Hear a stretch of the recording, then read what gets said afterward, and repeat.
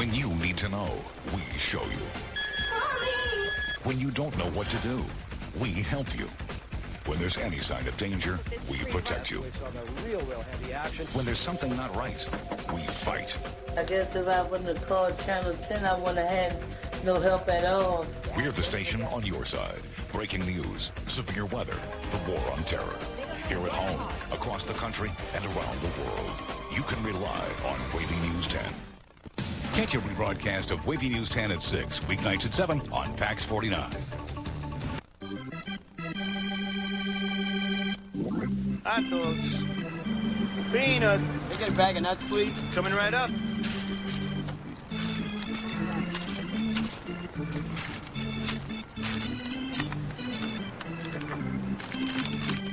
The Civic from Honda. It figures. Hot dogs. Candy. Now you can lease a 2003 Civic LX sedan for $159 a month for 48 months.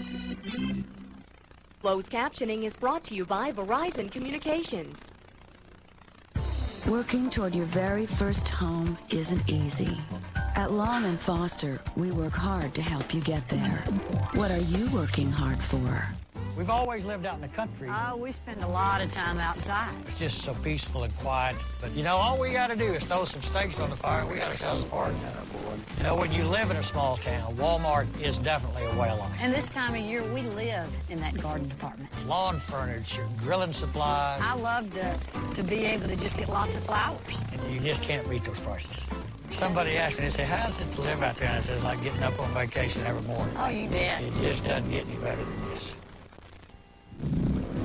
A developing story out of Virginia Beach tonight. Another child has died from a mysterious illness. This now makes 7 area children who have died over the past few weeks. And WAVY News 10's Lowell Meltzer joins us live now from the Norfolk Health Department with the very latest. Lowell? Yeah, we had new information to tell you about tonight at 6. According to officials at Bay Lake Pines Private School in Virginia Beach, the name of this little girl, Ariana Harris. Health officials here in Norfolk, Virginia Beach, and the state are looking into this death. The state medical examiner tells me that this little girl died of streptococcal sepsis group A, more commonly known as strep throat. According to a letter sent home with parents today at Bay Lake Pines Private School in Virginia Beach, little Ariana Harris, a student in the primary class, came down with flu-like symptoms last Wednesday and carried them with her through Friday the 14th. The letter goes on to say Harris died at home also on Friday. School administration refused to talk to WAVY News 10 on camera about the death, but did express through the letter to parents that the entire school is devastated. While the state medical examiner says it has no reason to believe this death is linked to the 7 other deaths we've seen in Hampton Roads, health officials say to die from strep throat is very rare, but the symptoms should raise alarm. It's not uncommon to have a strep infection, but for it to lead to this outcome is uncommon. High fever, higher prolonged fever, or accompanying a sore throat or vomiting is something that they may choose to see or to consult the doctor about. But this is an uncommon outcome. Now, health officials here in Norfolk, Virginia Beach, and the state say this death is not related to any of the undetermined deaths that we've seen around Hampton Roads. However, if you do remember, one of those cases did involve a child who had strep group A. So it's just a reminder to parents that if your child becomes ill, again, seeing any of those flu-like symptoms, a sore throat, a vomiting, to not take any chances and go ahead and take them to the doctor. Alvina? All right. Thanks a lot, Lowell. A mother convicted of abandoning her infant girl on a stranger's lawn last fall will spend 1 year in the Portsmouth City Jail. Today, 21-year-old Samantha James clutched rosary beads as she told a judge she was extremely sorry for what she had done. She testified she'd gone to classes on parent and child care sponsored by the Navy and Social Services. Despite that and other plans she had to care for Anna, the judge sentenced her to 12 months behind bars.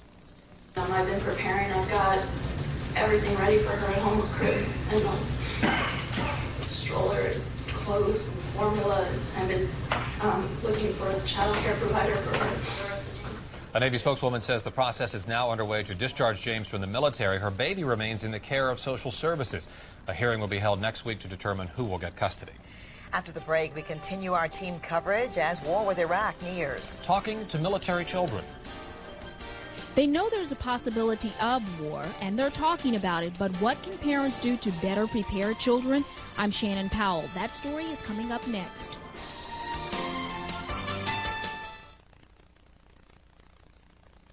The latest consumer news every hour, every day, only at WAVY.com. So what do you think?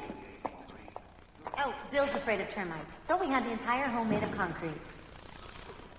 Comfortable. Here's a better idea. Call Terminix for a lifetime protection plan that covers repairs on any new termite damage. 1-800-TERMINIX.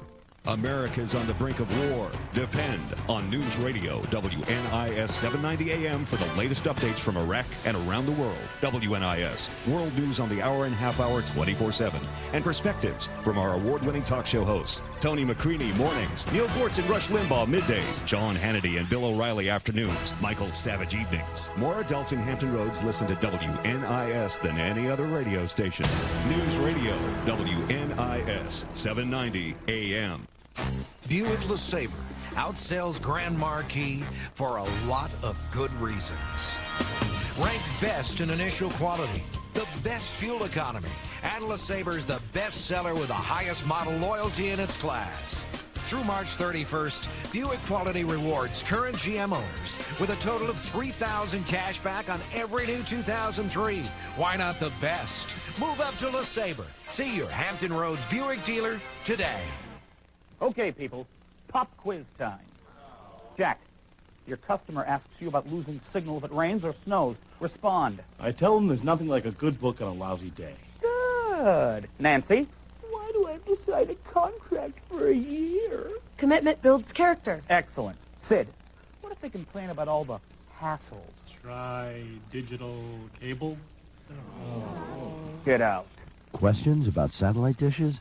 Digital cable's the answer. So what do you think? Oh, Bill's afraid of termites. So we had the entire home made of concrete. Comfortable. Here's a better idea. Call Terminix for a lifetime protection plan that covers repairs on any new termite damage. 1-800-TERMINIX. Visit Lou's House of Shrimp. It's shrimp possible to beat our deal.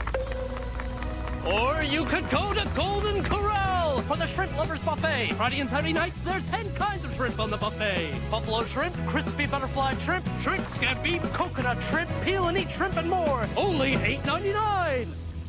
Lou ought to know about that. Huh? Lou who? Hey. Many Hampton Roads children have a parent in the military, and with war looming, they are left wondering what will happen to them. There are a number of programs set up to address their concerns. Simply talking about the issue is best, but sometimes that's not an easy subject to discuss. On your side, Shannon Powell joins us from the newsroom with some helpful tips for parents. Shannon? Les, for those children with parents in the military, deployment is one thing. That parent going to war is another. It's something kids are now talking about in school, and it's a subject that should be talked about at home, too. I have a chart that's by my seat that has times tables on it. School is just one of the many topics discussed during the Lunch Bunch roundtable discussions. But the main issue for these Bethel Manor Elementary students is war and deployment. My dad's going to Turkey, and he went in December. My dad went to Saudi Arabia for a year. Since each student has a parent in the military, there are fears, frustrations, and many tears. My mom cried in the car right after my dad left the door. Is it hard to see your mom cry? If she cries, I cry. Rich Jaglowski says crying is not unusual, but he offers this advice when helping children through this difficult period. Make sure that you're emotionally pretty stable when you're talking with the children. And when talking to any child about the war, he suggests minimal information, but honesty always. Also, make sure the information you have is as factual as possible. I don't think you can take fear away. You reassure as much as possible. You do what you can to provide as normal a routine during the day. That way, kids can deal with war better. Not to worry and don't lose hope. While television is a great source of information, Jaglowski suggests limiting the amount of war coverage that a child watches or reads about. And remember, keep the lines of communications open and listen. You can get more information on this subject in today's Daily Press. All right, good advice, Shannon. Thanks. Of course, Wavy News 10 is your source for the latest developments as we count down to combat. Complete team coverage continues tonight at 11 and on our sister station, Fox 43 News at 10. Tracking the storm to your front door. Here's Don Slater with your Super Doppler 10 weather. Well, if it didn't rain on you today, it missed a darn good chance because it sure was gloomy all day. Yeah, it sure was. Yesterday we had all that rain and we stayed indoors. Today it was just too gloomy to go outdoors. What's going on in terms of rainfall looks a lot like rain, and there is some out there, but it is mostly to our south. We had one lone little shower pop up here that we'll show you right as I went on the air. I was just adjusting Super Doppler 10 so we could see it. But the bulk of this rain is well to our south, and it's going to stay there and then just plain fall apart. There is some rain on out to sea that will hang tough, and it looks like that'll graze the Outer Banks with scattered showers and thunderstorms coming up for tomorrow. Now, right at the last minute, this particular area just popped up out of the middle of nowhere to the east of Camden, over Camden County, just south of Route 158. We are seeing one lone little area here of rain, and it's moving northeastward. There's the Coin Jock area, and again, it looks like it'll hit Route 58 with a little bit of rain, not too much more than that, moving on into the region. But for the most part, we're going to be rain-free over the next couple of days. It's going to look a lot like rain, though. If you want to take a look at our future track computer model, show you where our forecast is coming from. 9 o'clock this evening, we are going to have a little bit of thin cloud cover through the area. Northeasterly winds at 10 to 15 miles an hour. Now, here comes that rain, but the bulk of it falls apart. The chances of rain across the Outer Banks are quite good as a low-pressure system develops out here and then moves eastward. We may see a little bit of rain on the south side. There we are, the noon hour for tomorrow. Rather breezy along the coastline, inland, winds not quite as strong. For most of us, though, it's just going to look like rain all day tomorrow, and we'll see a little bit of coastal rain across the Outer Banks and on up toward Virginia Beach, perhaps a little bit more of the south side. Midnight tomorrow night and take on into Wednesday morning, we could see a few breaks in the cloud cover. We're going to see a lot of cloud cover again coming up during the day on Wednesday. That easterly wind continues as we are Wednesday evening at 7 o'clock in the evening. Now, we've seen off and on clouds all day today, and thicker clouds, sometimes getting lower and sometimes a little bit higher. Here's what's out there right now in terms of our current temperatures through the area. Cloudy skies, 57 degrees in Newport News,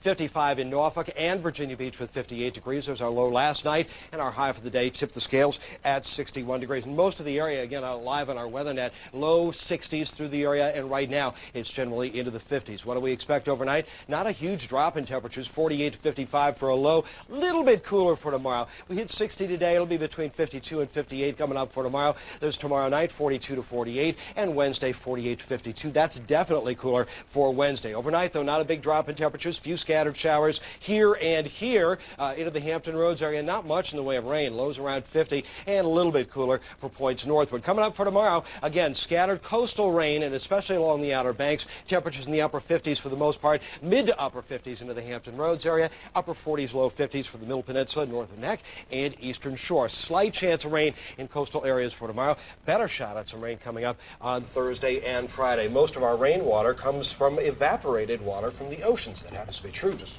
look at how much is out there. It's going to look like a lot of rain, but not much rain over the next few days. That's good to know. All right, thanks.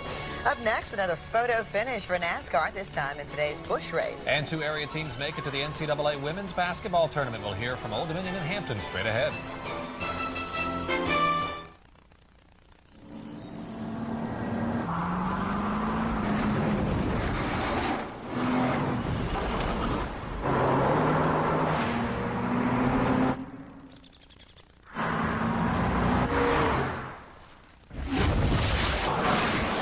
Resistance is futile. Cadillac CTS, breakthrough. Get 1.9% APR financing on a new 2003 CTS at your Cadillac dealer. Thank you, Hampton Roads, for making Wavy News 10 at 6 your first choice for breaking news and weather. Okay. Now after dinner, it's homework. I don't want you up late again. I already did it. Already did it? Yeah. All of it? Yeah. This moment brought to you by Sylvan Learning Center. Homework used to take me forever.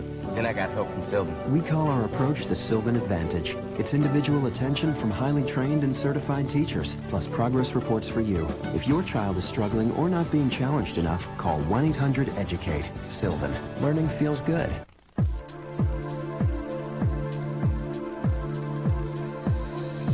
It's your home. The quality you deserve. in a style all your own. At the price you can afford. Haverty's Thomasville Low Price Guarantee. Guaranteed low prices. And now, no payments and no interest for 1 year. There's no need to shop anywhere else. Haverty's. Some people may think Riddle doesn't sell pre-owned cars. Perhaps that's because all the cars at Riddle look brand new. Riddle! But be assured, Riddle has pre-owned vehicles. Plenty. And you can save plenty. Whether it's a certified pre-owned Acura or other quality import, it's a Riddle, and you're a Riddle customer. Riddle! At Riddle, the best is all there is. We got a riddle for you. Greenbrier Parkway and Military Island. Riddle! I can imagine on edge, just trying to wonder, oh my goodness, what's going on? An exciting night last night for two local college basketball teams. The NCAA basketball tournament begins this weekend. Thanks to the brand new Constant Center, Old Dominion will not only host two first-round games, but the Lady Monarchs get the opportunity to play at home. So perhaps the selection committee thought it might equal the field by making the Lady Monarchs the number 12 seed in the East region. The home court advantage is a big one, and Coach Wendy Larry knows it. Well, the home court advantage is huge. God knows where we would be if we weren't hosting a predetermined site. But, you know, in some regard, very much like some of the coaches reacted to their seeding, the entire tournament is tough. So we're excited about playing in Norfolk. So it's the Lady Monarchs against Boston College. That game will be played Saturday at 11:10 in the morning at the Ted Constant Center. The winner of that game will face the winner of Vanderbilt against Liberty. Hampton University won the Women's MEAC Championship this weekend. And do you think they were excited when ESPN announced where they were going to play this week? Well, this was the reaction when the Lady Pirates heard the news. They'll face number 2 seed Texas in the West region in Cincinnati on Saturday. A tough matchup for Hampton, which is the 15th seed in the West. Texas is ranked 5th in the nation and has won 13 games in a row. But Hampton coach Patricia Bibbs is extremely optimistic. Oh, yeah, but it really didn't matter. I sort of wanted to go the other way. I'm a Louisiana girl. I would have loved to go on either LSU or La Tech, but that was the choice, and we do have a neutral site. That's great, too. So I like that. I'm happy with the choice, yes.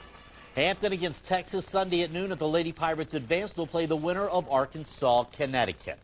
Meanwhile, let's shift gears. Different day, same finish. We're talking NASCAR. Let me explain. This was the scene at Darlington yesterday. Ricky Craven, Kurt Busch come to the finish line side by side, with Craven winning by 0.02 of a second. The margin of victory, the smallest since NASCAR went to electronic timing in 1993. Look at that. What a finish. And then today, back at Darlington, the rain-delayed Busch race. Todd Bodine in the white car. Jamie McMurray in the orange car headed to the finish line. Bodine hits McMurray, but holds on to slide across the finish line to win the race. Bodine and McMurray are good friends, but how about that? 2 dramatic finishes at the same track 2 days in a row. Well, you know NASCAR loves that. Gotta love Darlington. Got that right. Yes, indeed. Tonight at 11, the plays of the week. I'm Bruce Rader. I'll see you then. All right. Look forward to it. It wraps things up for Wavy News 10 at 6. Thanks for watching. Remember, you can catch President Bush's speech to the nation on WAVY-TV and our sister station, Fox 43, tonight at 8. And keep it here for continuing coverage as the U.S. nears a war with Iraq. As always, you can count on Wavy News 10 and Fox 43 for the very latest information. We'll see you back here tonight at 11. Have a good night. If you have a comment about this edition of Wavy News 10, visit our website at wavy.com. At Wavy News 10, we want to hear from you because we're on your side.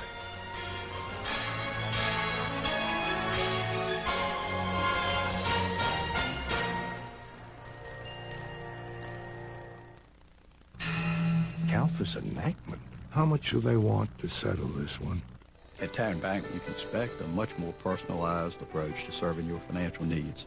If you were to walk into most of the mega banks today, while you may meet with an individual to discuss your loan, the truth is they're going to enter it into their computer.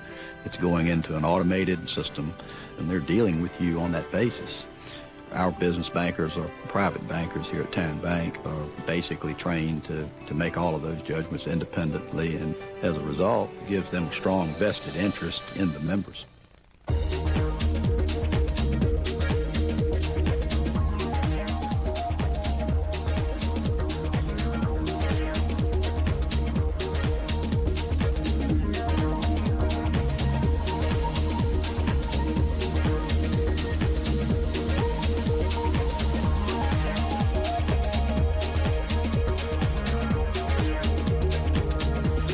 Garden Center.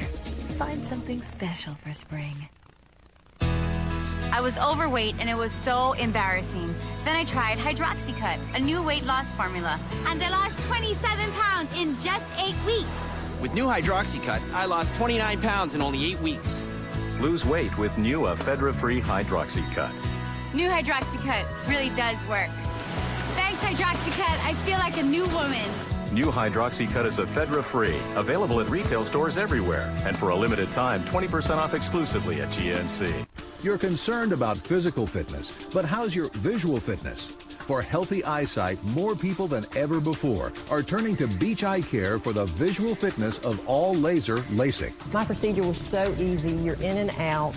They do exactly what they told you they're going to do. There's no changes, no surprises. It was just wonderful. I would recommend Beach Eye Care to anyone. If you're unhappy with your old contacts or eyeglasses, call the visual fitness experts of Beach Eye Care at 425-5550.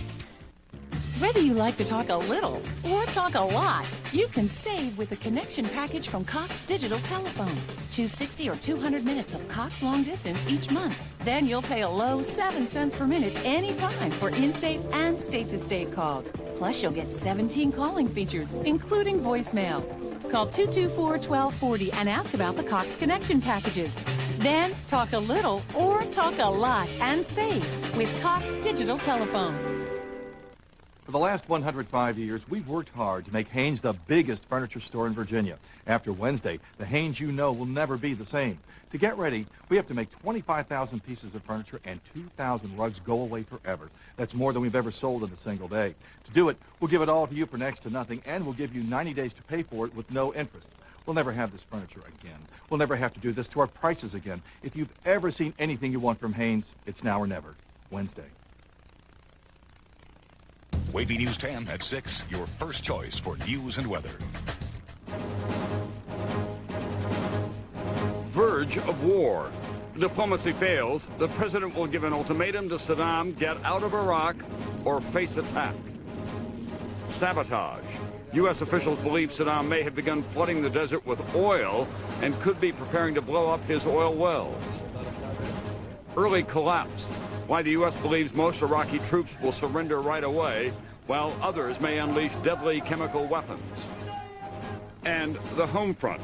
The terror threat may go back to orange. Cities across America warned of possible retaliation. From NBC News World Headquarters in New York, this is NBC Nightly News with Tom Brokaw. Good evening. The United States and Great Britain today gave up the idea of winning a second UN resolution authorizing a war against Iraq. So tonight, President Bush will go on national television where he will deliver a final ultimatum to Saddam Hussein. Get out of Iraq or war is coming, with or without another UN resolution. At the same time, Saddam today admitted Iraq once had weapons of mass destruction for what he called defense against Iran and Israel, but insisted he no longer has them. Meanwhile, the UN weapons inspectors have been ordered out of Iraq by Secretary General Kofi Annan, and American forces in the region are stepping up their plans for an attack. We're covering all of this from around the world tonight. We'll begin in Washington at the White House with NBC's Campbell Brown. Campbell? Tom, the president's message tonight, a straightforward warning to Saddam with a deadline to leave Iraq or face a military attack. The president today, aides say, is at peace with his decision to go to war. His only appearance outside the White House with his dogs on the South Lawn. Earlier, he met with his national security team to go over final plans for the attack. Secretary of State Colin Powell today said President Bush will give Saddam this ultimatum. That the only way to avoid the serious consequences that were built into 1441 is for Saddam Hussein and his immediate cohort to leave the country. Administration officials say the president will set a specific deadline, that it will be just a few days. He'll also warn weapons inspectors, humanitarian workers, and journalists in Iraq they are no longer safe to stay. His closest ally, British Prime Minister Tony Blair, has asked the British Parliament for a symbolic vote late tomorrow to support war. The White House says there will be no military strike until after the vote. Today, Blair's deputy insisted his boss had done everything possible to prevent war. Nobody has tried harder than our government and our Prime Minister to resolve this diplomatically. But another setback for Blair today. With a British public mostly against military action, former British Foreign Secretary Robin Cook resigned as leader of the House of Commons in protest. Here at home, congressional leaders came to the White House late today for a preview of Bush's remarks. Even Democrats began to rally around the president in support of war, though some warned relations with the rest of the world have been damaged by the president's strategy. The divisive and unilateral foreign policy that the administration has followed over the last 2 years has unfortunately borne a bitter fruit. Now, congressional sources say they have been told 2 to 4 days after the bombing begins, the White House will formally ask Congress for approximately $80 billion to pay for the war and its aftermath. Tom? Thanks very much, NBC's Campbell Brown at the White House tonight. The failure today of the United States and British efforts to get a second UN vote was the culmination of an increasingly nasty fight within the Security Council. Now those opposed to the war plans have called another meeting at the UN for Wednesday morning. But as NBC's Andrea Mitchell reports now, for the Bush administration, the UN role seems to be moot. Andrea?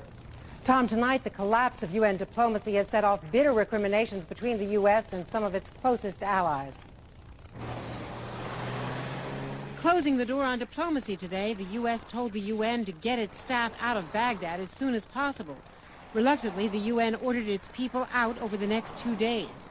The UN pullout killing France's last-minute proposal for another month of inspections. In New York, as the Security Council gathered to find a way out of military action, the U.S. and Great Britain pulled their resolution off the table, and they blamed France for the deadlock. One country in particular has underlined its intention to veto any ultimatum, quote, no matter what the circumstances. Officials said in calls overnight, Tony Blair and Colin Powell were unable to produce a majority for an ultimatum to Saddam. Undecided members said they would not stick out their necks to vote for a resolution that would fail anyway because of France's threatened veto. And I can think of nothing that Saddam Hussein could do diplomatically. I think that time is now over. He had his chance. He's had many chances over the last 12 years, and he has blown every one of those chances. But does the U.S. have the right to strike Iraq without another UN vote? Today, Russia's President Putin said it does not. So does France. We have clearly the possibility to go along with the inspectors to try to have a peaceful solution. And now Kofi Annan says military action would violate the UN Charter. If the action is to take place without the support of the Council, its legitimacy will be questioned. UN Resolution 1441, passed unanimously last November, warned Iraq would face serious consequences for its continued violations. But arguments continue over whether that is a mandate for war. The United States understood it to provide that legal authority, but other states on the Security Council, knowing how the U.S. felt, still did not see it exactly that way.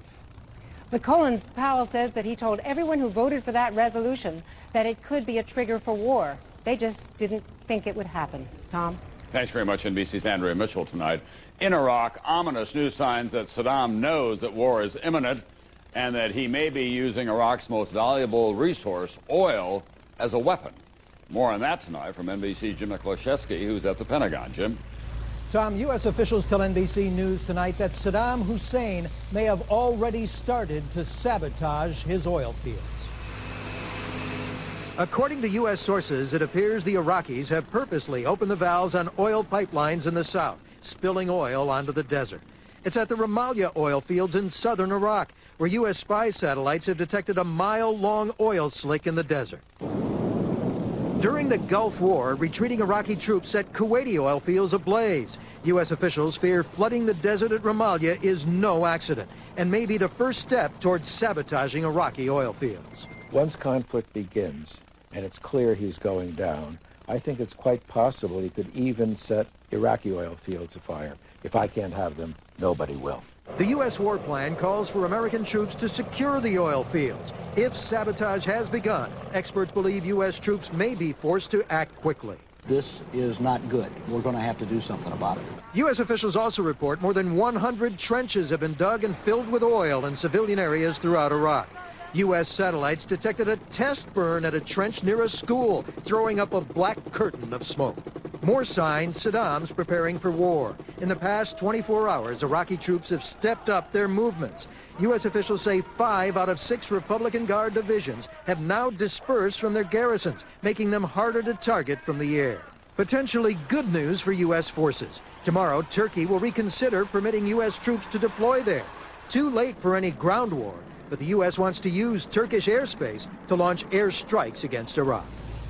And tonight, Australia announced that Australian troops will indeed take part in any war with Iraq.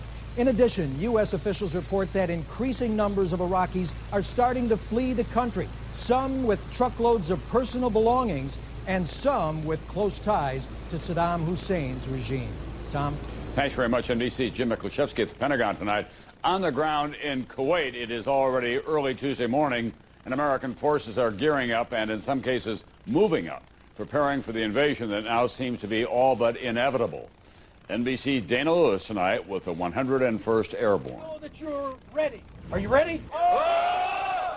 Three-star General William Wallace rallying his troops. The man who is the Army ground commander for an Iraqi war, visiting each battalion of the 101st Airborne, giving them a heads up about the ultimatum President Bush is delivering Saddam tonight. I think what he's going to tell Saddam Hussein and his regime is they got one last final chance to disarm, or we're going to come do it for them. While battle planning continues here in the 101st Tactical Operations Center, vital gear, including transportation and artillery, is still on a ship that won't be arriving in Kuwait until tomorrow. At the 101st Forward Air Refueling Point, last-minute zeroing of gun sights on Apache attack helicopters. More force, more pressure. And other preparations, too. A class on how to deal with prisoners of war, taught by a New Orleans policeman called up in the reserves. I see your knee on the other side of him. And a military lawyer on the difficult choices U.S. troops may have to make in Iraq. He's going to put guns near daycare centers. And he's going to sit there and smile while we are forced to decide whether or not we're going to fire back and possibly hurt children. Despite all the preparation, even for a general sending soldiers, many of them 20 years old, into war is difficult. You can't let your emotions get in the way of sound military tactical judgment.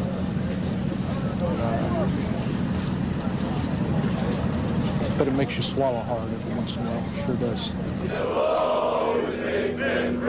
does. Soldiers of the 101st today, ready to go to war, singing a song from World War II. We have a rendezvous with destiny. Dana Lewis, NBC News, in the Kuwaiti desert. At the same time, Iraq's military and its people are bracing for war as well tonight, especially in the capital of Baghdad. Our report now from John Irvine, who worked for our British partner, Independent Television News. Iraqi armor on the move. Throughout the march towards conflict, this has been a rare sight, but the army is positioning its hardware in response to Saddam Hussein's decree that this country is on a war footing. The leadership maintains that troops will put up a spirited fight. This is something else he asked for, people digging in for the defense of Baghdad. These are secondary school pupils preparing for what lies ahead. The trenches will offer scant protection, but the headmaster said the boys were willing to make a stand. So they will all fight? Yes, they fight. On power fight. With guns? Yes, with guns. At local gun shops, business has never been better. This one is selling thousands of rounds of ammunition every day. John Americano, USA. At Baghdad's petrol stations, the cars have been nose to tail all day. It's not panic buying, but the atmosphere is changing. The Iraqis have lived with tough times ever since the first Gulf War. And now that they're on the brink of a second, their emotions are a mixture of fear, bravado, and fatalism. They also know that what happens next is completely beyond their control. Staff at several embassies, including this, the German one, have now departed. The weapons inspectors have also been told to pack up and leave. Their transport waits on the tarmac at the airport here. The UN mission in Iraq has ended. The US one is about to begin. John Irvine for NBC News, Baghdad. The growing likelihood of war with Iraq sent stocks rallying for the fourth straight session today on Wall Street. The Dow surged more than 282 points on the day, bringing its four-day gain to more than 600 points. NASDAQ was also up sharply today, almost 52 points. That's just under 4% of its value on NASDAQ. Up next, more on the situation inside of Iraq, including new reports of a very dispirited Iraqi army up north, and later preparations in this country for possible reprisals with the terrorist threat level likely to rise. Announcing non-drowsy allergy medicine you can take right when you need it. It's Alavert. New Alavert starts dissolving the instant it touches your tongue without water. So Alavert is non-drowsy relief you can take inside, outside, in your car, wherever you are. Get prescription-strength, non-drowsy, 24-hour relief. Even Claritin can't beat. New quick-dissolving Alavert. Allergy medicine you can take right when you need it, wherever you are. No, guys. Now there's something that's fun and nutritious. Maxaroni from Stouffer's. Maxaroni? Yes. 100% real cheese and freshly made pasta in the coolest shapes. Stouffer's Maxaroni. Nothing comes closer to home. This is for all of us. The ones who just can't get a break from muscle pain. Well, now we're about to get a big break with ThermaCare, the 8-hour heat wrap. For relieving muscle pain, it's more effective than ibuprofen, the pain reliever in Advil. An incredible 33% more effective. It's a great day for feeling good. ThermaCare heat wraps. Wrap yourself in relief. I do everything I can to take care of myself, so when choosing a calcium supplement, it had to be Oscal. It has the most concentrated form of calcium, so even though an Oscal tablet is smaller, it has about 60% more calcium than Citracal. Don't take chances, take Oscal. They say to play the blues, you have to understand pain. Oh, she hurts me so bad. Diabetes can be very painful. Sticking my fingers, checking my blood sugar. You don't have to hurry. Less pain, less blood. On your fingers or your arm. One Touch Ultra. Results in 5 seconds. I can feel it way down in my shoes. To play the blues, you want to feel it here, not here. One Touch Ultra. Last week, MSNBC was first. Elizabeth Smart has been found alive. First, fast, and accurate. MSNBC. Dateline Tuesday. Caught on tape. Arms dealers shopping for deadly weapons, including Stinger missiles. He said we would have no problem with blowing up this entire restaurant. And it all happened here in the U.S. Because it's full of Americans. Do these men have links to terrorists? Caught on tape on an all-new Dateline Tuesday, 10/9 Central on NBC. NBC News in depth tonight. The Northern Front, a critical piece of geography in any war against Iraq. It is rich in oil and coveted by the Kurds as their homeland. It is also a likely escape route for an untold number of Iraqi refugees once the shooting begins. And as NBC's Fred Francis reports tonight from northern Iraq, there are some encouraging signs for the U.S. about Iraq's defenses. Those are Iraqi troops in the distance, building bunkers 100 miles north of Baghdad. Demoralized, hungry conscripts, ready to surrender, intelligence agents say. That confirmed by gas smugglers dealing with the Iraqis, by farmers who are asked for food, by defectors like Ali, who slipped away in the night, a tank mechanic. Ali says that 70% of his tanks are broken, and most troops can't wait to give up. In my unit, they welcome war. Every day, 3 or 4 soldiers deserting back to their homes, between 25 and 30%. Mustafa Kadar, a senior Kurdish commander and U.S. ally, tells NBC News he believes 100,000 of Saddam's regular army in the north will surrender in less than 2 days of war.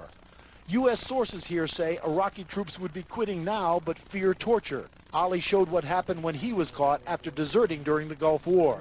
Saddam's men cut off his left ear. Ahmad, a defector from Saddam's elite Republican Guard, says most of the Guard's 60,000 men will fight, but briefly. Ahmad believes the Guards will use chemical weapons. Once a week, everyone in his division drilled with chemical protection suits on for 7 hours. Ahmad says his comrades will be forced to fight or be killed. There are execution squads in the rear whose sole purpose is to prevent soldiers from fleeing. And though most Iraqi Kurds in the north know Saddam's army is weak, thousands are still leaving the cities for the safety of the mountains, wise and wounded after decades of war. And more ominous stories from those fleeing and the Kurdish underground, that the Iraqi army has set explosives throughout the massive oil fields of Kirkuk, wells that produce 1 million barrels of oil a day. That news and the recent arrival here of Iraqi opposition troops who have been based in Iran leads virtually everyone here to believe that war is only days away. Fred Francis, NBC News, Northern Iraq. I'll be right back with the latest on Homeland Security and when the threat level may go back to orange. That's me with his whole family. So you on a farm? Yeah, imagine with my allergies. This is Trisha. Now there's a new and different way to treat seasonal allergies. Singulair, the only seasonal allergy medicine that specifically blocks leukotrienes, an underlying cause of allergy symptoms. It's a once-a-day tablet that helps relieve a broad range of symptoms for a full 24 hours. Yeah. Side effects are generally mild and vary by age and may include headache, ear infection, sore throat, and upper respiratory infection. Ask your doctor about Singulair. Morning. Good morning. Ready to go for a tractor ride?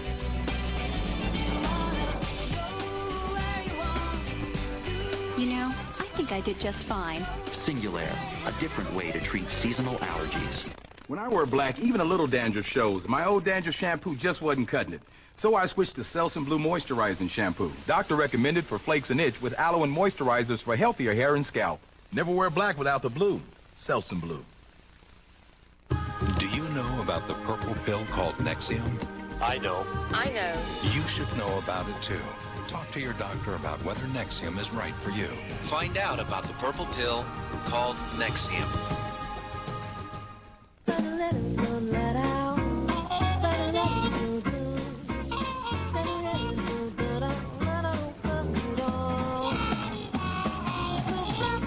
Serenity Dry Active Liners from Tenna, designed to fit your style. Inside every can of Minwax is the secret to enhancing wood's natural beauty. Minwax's rich wood stains and long-lasting protective finishes make it easy to turn any house into a beautiful home. Minwax makes and keeps wood beautiful.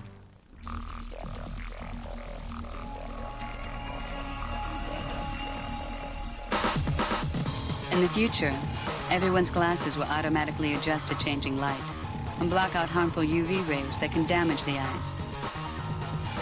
But for those with transitions lenses, the future is already here. Ask your eye care professional, because the danger is real now, and so is the protection. Transitions, right in any light. The Today Show. I'm Matt Lauer. I'm Kitty Correct. Your window on the world. And now, that view is more important than ever. When the story matters, people turn to Today. America prepares for war. NBC Nightly News tomorrow. Now, the war scenario here at home, public safety officials at all levels are tightening security in anticipation of possible retaliatory attacks. More on all of this tonight from NBC's Pete Williams at the Justice Department. Pete. Tom, good evening. Officials tonight say there's no final decision on this yet, but that the national threat level likely will go up one step to orange or high from yellow or elevated where it is now. And if it does go up, city officials tonight say they'll take this warning more seriously than ever before. Each city will decide for itself how to respond. New York will step up patrols around bridges, tunnels, and subways with specially trained anti-terror police at hotels, apartment buildings, mosques, and synagogues. Coast Guard and Harbor Police will aggressively step up water patrols, making more checks of incoming boats. In Miami, more security around the city's big convention hotels and cruise ships. The police chief says even though the nation has been at Code Orange before, this will be different. It's almost like Orange Plus, that this is, yeah, it's orange and the high state of alert as far as what you see. But mentally, there's a clear understanding, hey, You know, this is the real thing now. In Washington, tighter security at prominent landmarks and more helicopter patrols in the air. Los Angeles prepares for increased vigilance, too, when the war starts. And even though we've received no specific information that there's any threat directed towards Los Angeles or Southern California area, we, continue to do everything we can to be as prepared as we can. Concerned about a potential attack from Iraqi sleeper cells, the FBI will send agents fanning out to interview as many as 10,000 Iraqis now in the U.S., urging them to report anything suspicious in the Arab community. FBI evidence specialists will begin a 24-hour-a-day watch, ready to analyze information that U.S. troops find in Iraq. And officials say intelligence warns that a war could bring an attack from al-Qaeda or its loosely organized followers. This war against Iraq may serve as a catalyst for a number of things, including terrorist actions in the United States, suicide bombings, terrorist actions against the embassies around the world. As of tonight, there are no plans to go to Code Red, either nationally or even separately in New York City. No plans to do that or to close any national facilities. That is, officials say, unless they discover something specific that would require such a drastic step, Tom. Thanks very much, NBC's Pete Williams in Washington tonight. I'll be right back with some lessons from history on the new war in the Gulf, fast approaching.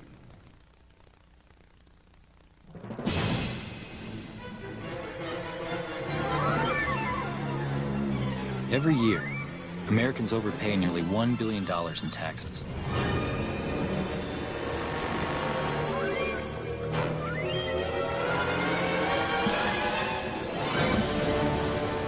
Let H&R Block help get your money back. We'll double-check past returns free. Those who refiled with us average $1,300 more. It's a fabulous invention for denture wearers. It's Polygrip's Ooze Control Tip. Unlike other tips, it spreads a flat ribbon for more control and less ooze. Life has got a lot easier. Super Polygrip for less ooze. It's big news. Now you can help manage your diabetes anytime, anywhere. This is Glucerna, an ideal food for people with diabetes. Have a delicious snack bar, or a meal bar, or enjoy a rich, creamy shake. Glucerna has the right balance of carbohydrates, fat, and protein. It's clinically proven to help manage glucose levels. Free your mind for other things. And for custom meal plans, visit Glucerna.com. It's time for a taste of freedom. If you're heading out there, I'll give you a tip.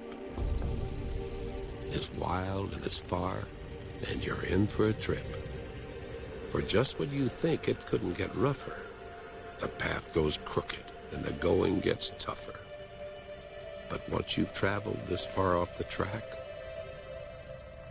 you won't settle for less. And there's no going back. The powerful Chevy Tahoe, like a rock. How much is enough? Now you can decide. Introducing Orville Redenbacher's single-serve mini bags. Big Orville taste in a new snacking size. Pick up some Orville Redenbachers and start bopping today. Talk about a torture test. I took Aleve to my 2-day walk for charity. With my bad back, I needed something that wouldn't let me down.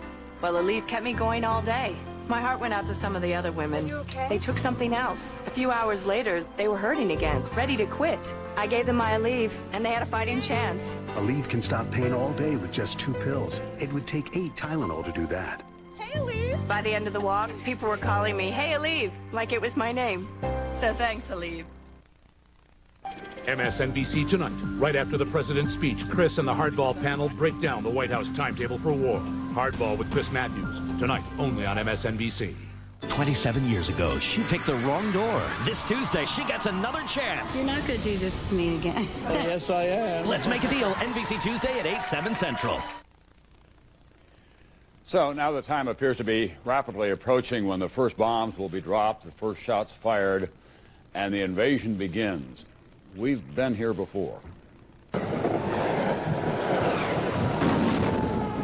Notably, in February 1991, Operation Desert Storm, the 100-hour war, which began with fears of 20,000 Allied casualties and ended swiftly, if unsatisfactorily, with Saddam on the run, his army in shambles, and the fears of massive casualties unrealized.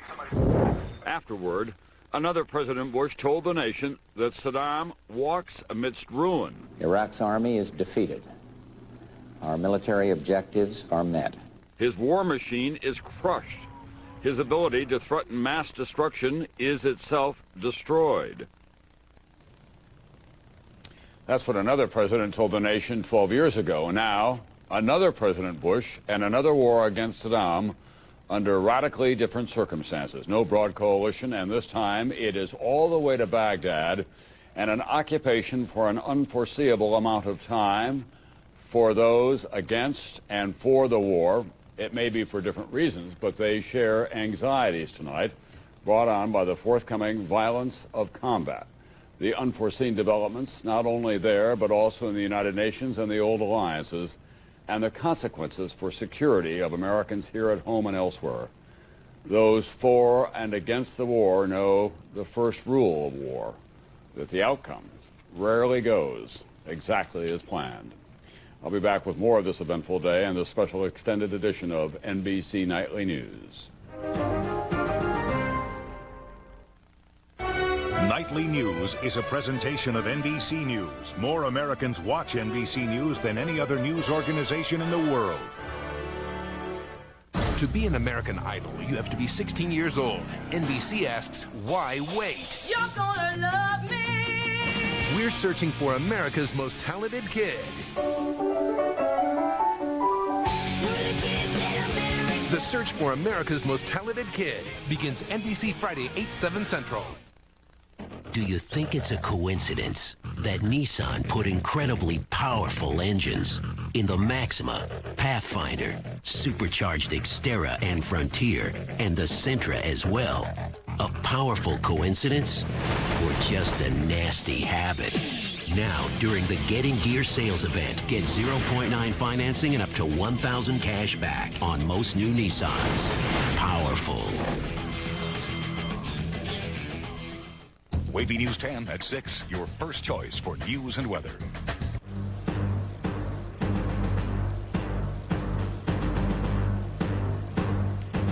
Welcome back to the special expanded edition of the NBC Nightly News with just 1 hour to go before President Bush delivers an ultimatum to Saddam Hussein, leave your country or face war. And tonight it is being widely reported that the timeline for that deadline is 48 hours from this evening. This is the cap of an eventful day as the momentum has shifted away from diplomacy and to imminent military action. Here are some of the latest developments. Even before President Bush's ultimatum is delivered tonight, Iraq's foreign minister flatly rejected it. That happened in the wake of the United States and Britain dropping the diplomatic effort for a second UN resolution authorizing the use of force, which led to the United Nations ordering all of its international staff, including the weapons inspectors, out of Iraq, as several countries closed embassies and journalists and aid workers also left the Iraqi capital city. We're going to go to that region now with several reports for what could soon be a war zone, beginning with NBC's David Bloom with the United States 3rd Infantry in northern Kuwait. Tonight, David, tell us what you're seeing on the ground and in the air in your area.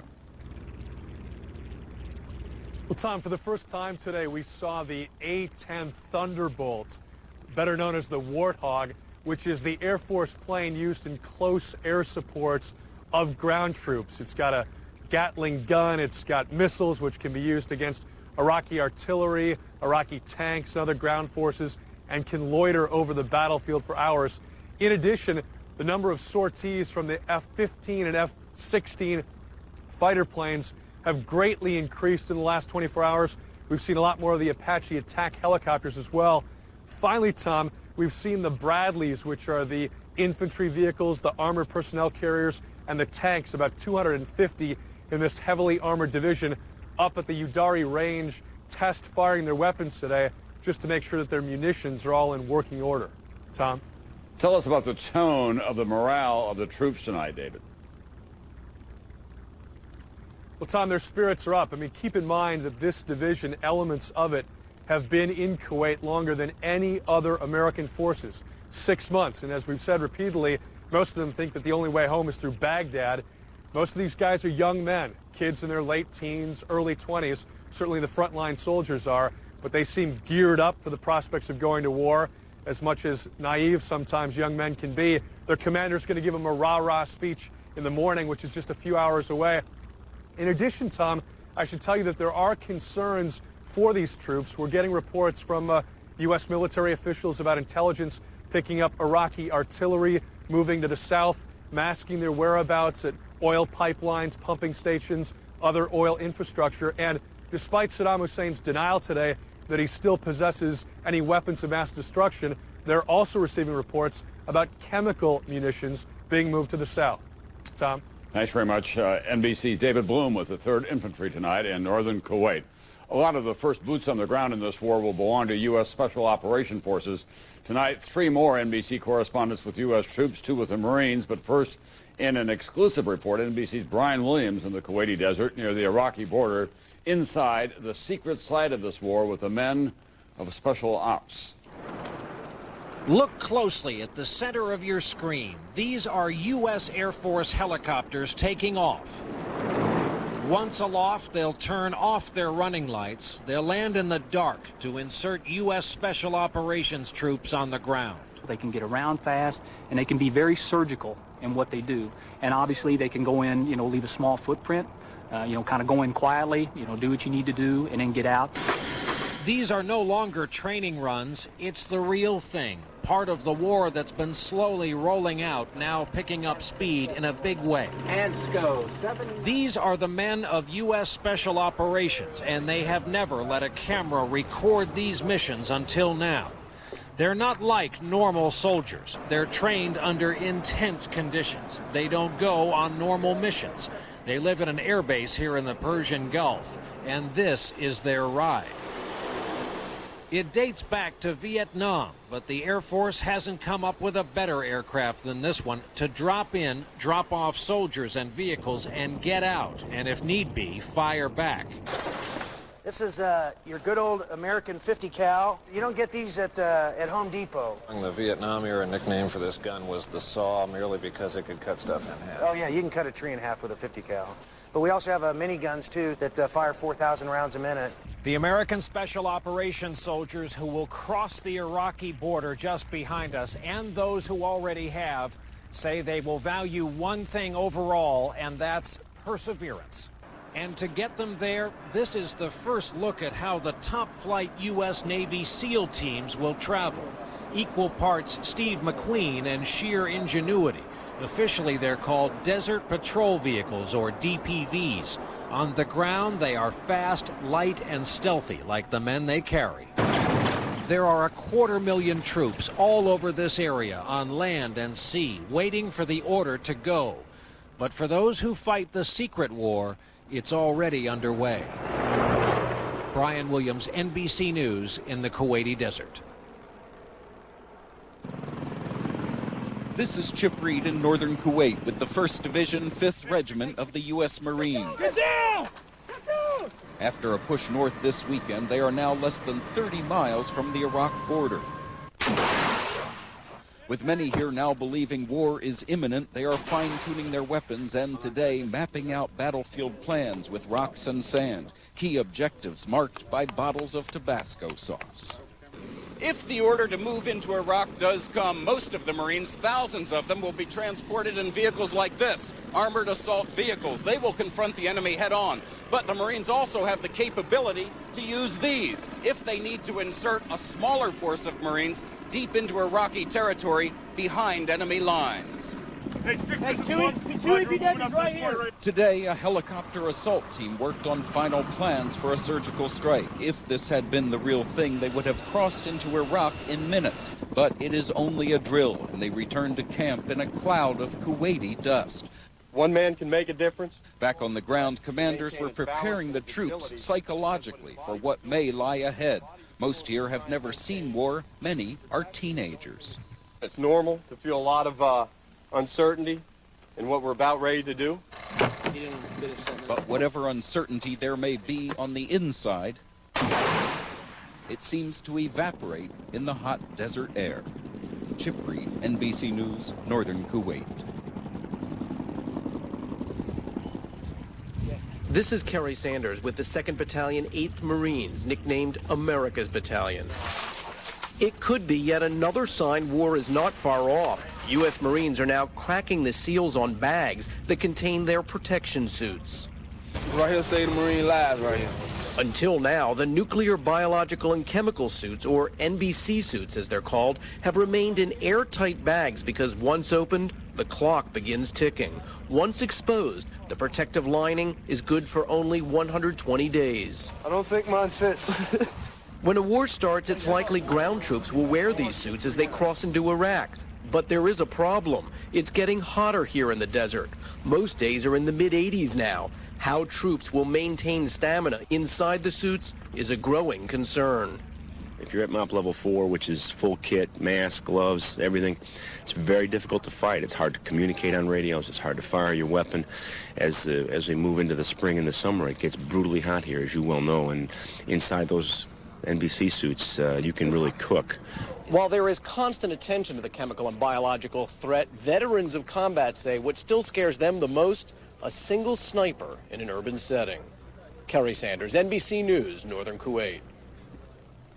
And for more on the battle plan in Iraq, we turn now to retired Army General Barry McCaffrey, who commanded 26,000 American soldiers during Operation Desert Storm. General McCaffrey, tonight we heard earlier that the 101st Airborne does not have all of its equipment on the ground yet in Kuwait, and we know that there's still a game of catch-up going on with other units. But does that mean that they could begin by end this week nonetheless? Oh, I think so, Tom. You know, there's still an enormous force on the ground, a full reinforced Marine Division, 70,000 some odd troops.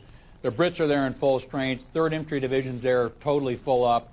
And the 101st is totally closed, except they've only got about a brigade's worth of lift assets, but all their attack helicopters are there. The force is essentially ready to carry out the initial assaults. Where do you think the initial stiffest fights will be?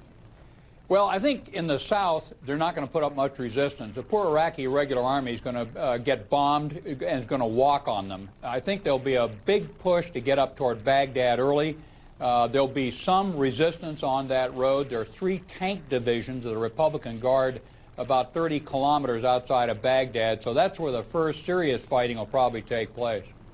You heard the disquieting news tonight that already Saddam Hussein is releasing some oil. A good deal more could be released. He could even set fire to those oil fields. That's got to be a major concern.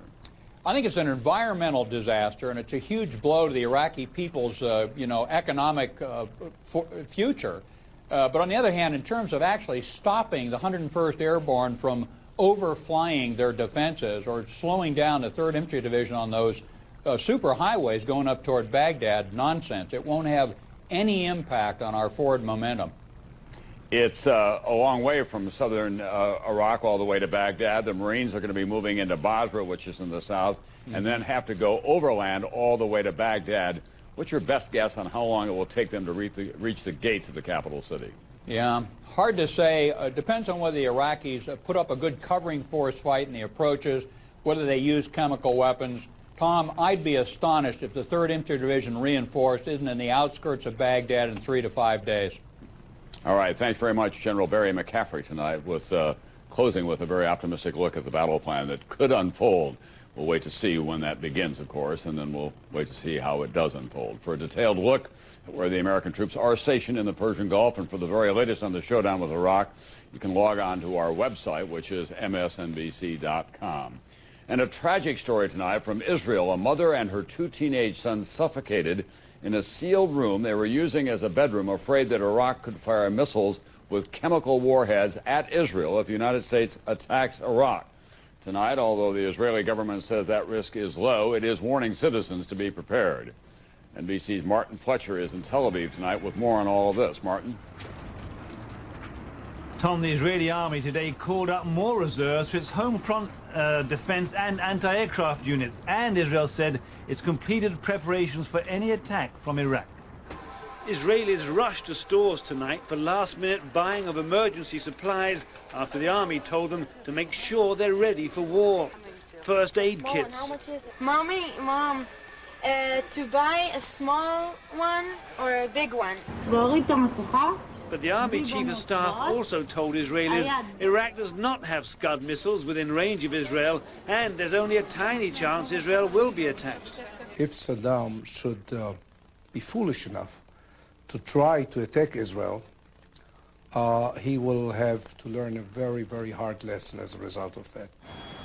If he does, though, batteries of Patriot and Arrow anti-missile systems, some manned by American soldiers, are scattered around the country, ready to shoot down any Iraqi Scuds.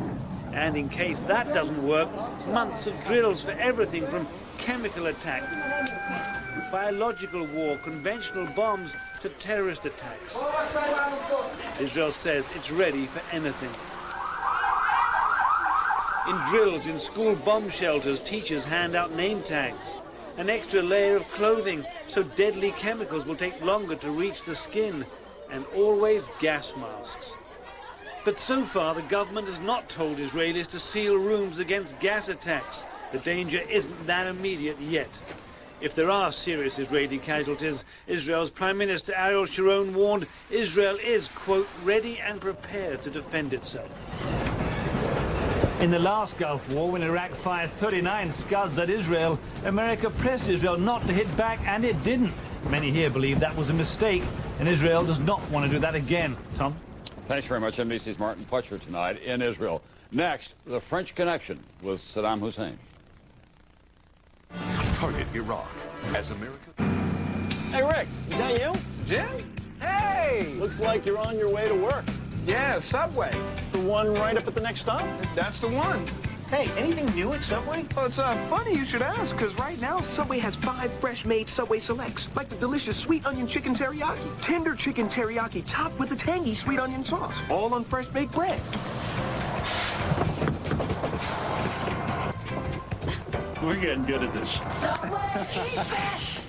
This kitchen is open 24 hours a day. When my children's friends are hungry, they come and find me. And I always keep the pantry ready. Coming to Walmart Supercenter, you can get great prices. Their produce section is wonderful. It's fresh, it's crisp, it's colorful. You get great quality for less money. I can find any meat that I want. Hot roast, chuck roast, spiral ham is great. I always like to have something baked fresh for the band.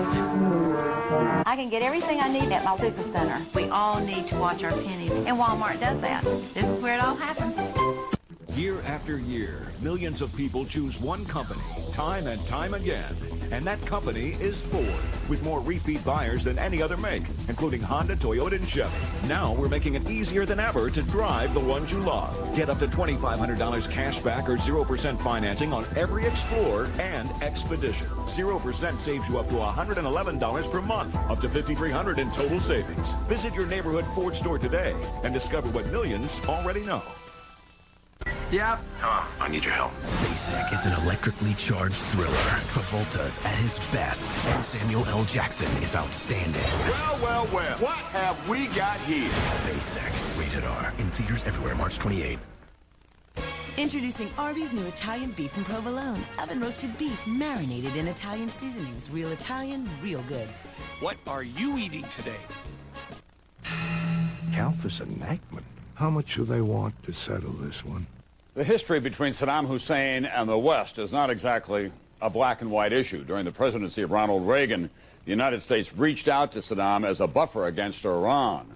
Donald Rumsfeld went to Baghdad as an emissary of the U.S., but of course, that all quickly came to an end with Desert Storm. But not for the French. President Jacques Chirac and Saddam go way back, and as NBC's chief investigative correspondent Lisa Myers reports now, the French money trail to Iraq is a two-way street. The cozy relationship between Francis Chirac and Saddam began almost 3 decades ago. Today, critics say Chirac has become Saddam's protector. He has tilted French policy in a direction that can fairly be described as friendly to Saddam Hussein. Why? Many say a big reason is money. Tens of billions of dollars in potential oil contracts, as well as current trade deals. The French say that's not so. What's undisputed is that both France and the U.S. did extensive business with Saddam years ago, even supplying goods needed to build weapons of mass destruction.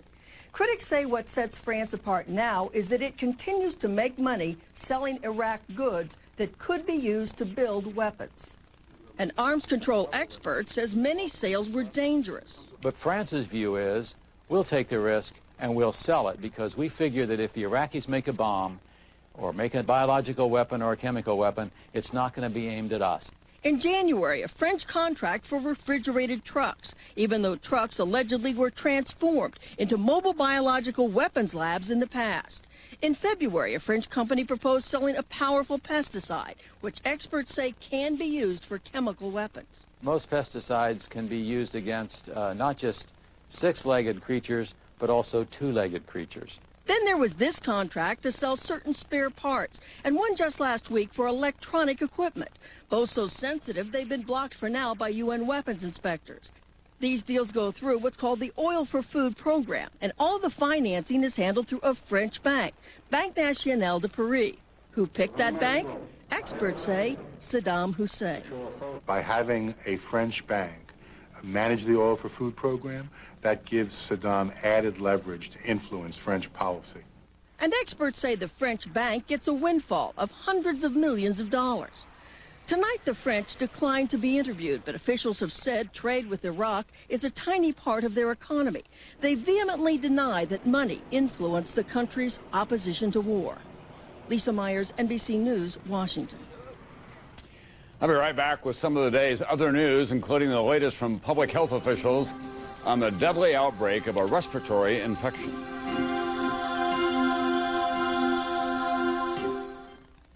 "27 years ago, she picked the wrong door.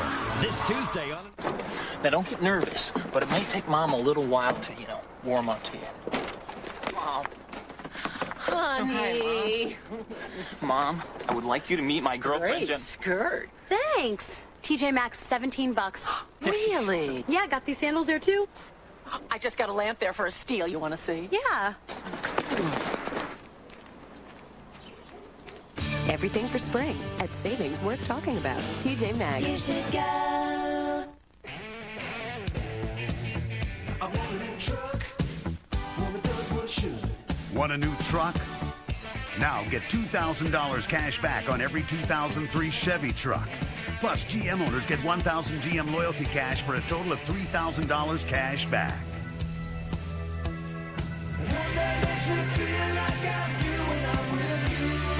A new truck, a new look, a new you. See your local Chevy dealer today.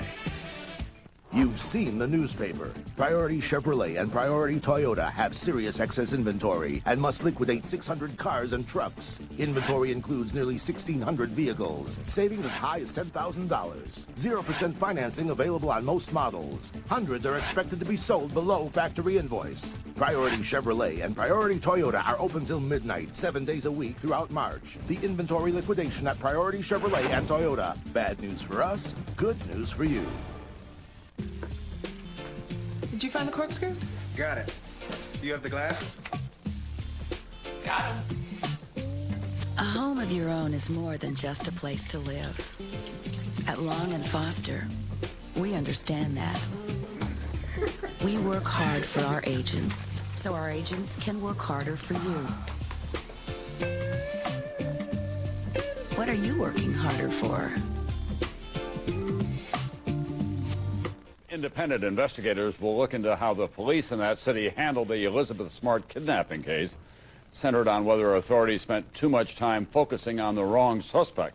And lawyers for the man that she was actually found with said that their client, Brian Mitchell, wants the world to know that he considers Smart to be his wife and that he still loves her and no harm came to her in the time they were together, which Mitchell referred to as an adventure.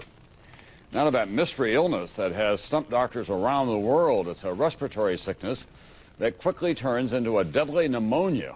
The World Health Organization and the Centers for Disease Control issued travel advisories to people visiting Southeast Asia and asked doctors and travelers to be alert for the symptoms, which include a fever that comes on quickly and a dry cough.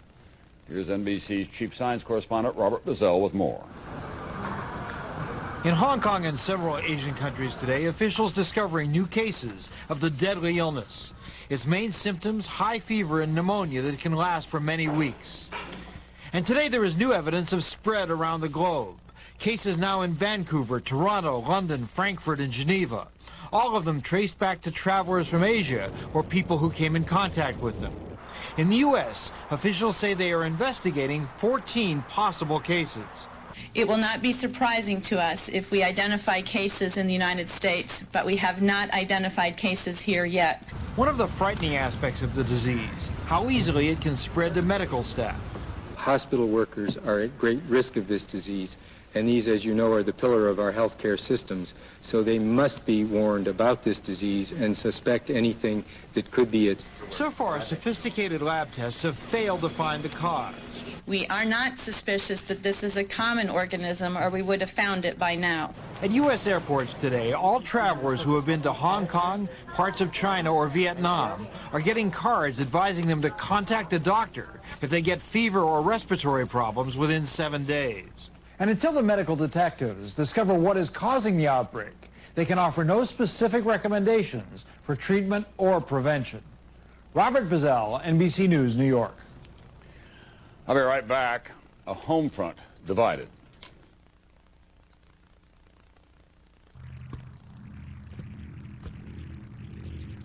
$1,100 anytime minutes. Unlimited nights and weekends. An unbeatable price. And a free phone. With the most anytime minutes. It's a slam dunk. More ways to bring more people together. Come in now and get free activation. Coming only to theaters. Little Pig. Big movie on March 21st. Walt Disney Pictures presents Piglet's Big Movie. That's gotta be dangerous. An all-new fun adventure that proves great things come in small packages. You're double XL. Piglet's Big Movie. Rated G. Only in theaters March 21st. We could use a little help. Brilliant deduction there, Pooh Boy. Customers are willing to drive past other dealerships to get to Freedom because of great customer service and customers talking about it in the marketplace. Customers will drive past them because either they've had a previous experience, they've talked to someone who has had an experience with Freedom, and they want to see what it's all about. People know what a Freedom dealership means. They've seen it, they've heard it, and they know what it's about. That's why people come to our store and pass other Lincoln stores or pass other Ford stores. That's why. There's a different feeling that's around our stores that's not anywhere else.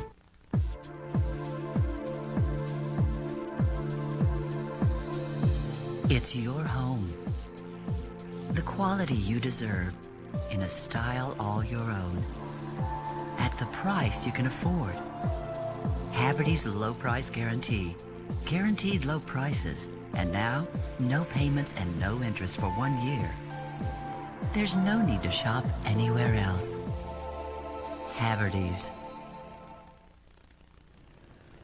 With the collapse of the diplomatic efforts at the UN today and the president's speech tonight, the long march to war against Iraq now appears to be in its final stages, and even the critics are resigned to the inevitable, however unhappy they may be about the process that brought this about. NBC's Roger O'Neill tonight on the divisions on the home front. We're ready. The word from Navy ships to Army forts tonight, from Marine camps to Air Force airfields. Men and women in uniform ready to answer the call. I'm excited. I'm ready to go. For months, these are the soldiers who have been on the threshold of war. At the military bases where the planes, the tanks, the supplies, the military might has come from. The pace is quicker, the resolve stronger. I have no concerns. I know that they're trained and ready to do the mission. On the eve of war, the bases continue to be training grounds, staging areas where many of the 235,000 American troops now deployed have come from. Fort Benning, infantry, 5,000 troops. Fort Bragg, 82nd Airborne, 14,000 troops. Fort Stewart, 18,000 troops. Familiar names where, if there is opposition to the war, it's whispered. Here, everything is about the mission and support for the troops. Everything will work out okay, and we just, we believe in our leadership. A lot of National Guard troops have moved through Fort Campbell in Kentucky. Like the regular soldier, they took the same oath and are ready to do their job. So there's a lot of esprit de corps and high morale and motivation as a unit to go do this. At Fort Bragg in North Carolina, 2 soldiers from different eras, one active duty, one retired, but of the same mindset. When do we make a stand? Are we going to wait for another September 11 to happen? I felt it should have been done about 10 years ago. But for many, it's still not time to invade Iraq. And today, dozens of anti-war protesters arrested, dozens more demonstrations are planned. In Minneapolis, war is on the street corner, much like a political campaign, those for and against looking for support. A country divided, but in Savannah, Georgia, in a driving rainstorm at a St. Patrick's Day parade today, families marched in place of their soldier husbands, wives, sons, and daughters, and there was unanimous support. Roger O'Neill, NBC News, Savannah. That's nightly news for this Monday night. I'll be back at 8 Eastern with the President's speech to the nation here on NBC. I'm Tom Brokaw.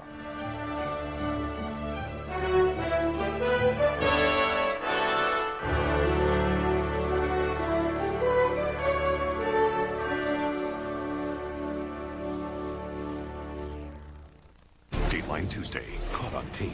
Arms dealers shopping for deadly weapons, including Stinger missiles. He said we would have no problem with blowing up this entire restaurant. And it all happened here in the U.S. Because it's full of Americans. Do these men have links to terrorists? Caught on tape on an all-new Dateline Tuesday, 10/9 Central on NBC. Millions of people have one thing in common. They choose one company time and time again. So it's no wonder Ford has more repeat buyers than any other make, including Honda, Toyota, and Chevy. Now get $2,500 cash back or 0% financing on the best-selling trucks for 26 years. Ford F-150 and Super Duty. 0% saves you up to $110 per month. That's up to $3,900 in total savings. Visit your neighborhood Ford store today and discover what millions already know.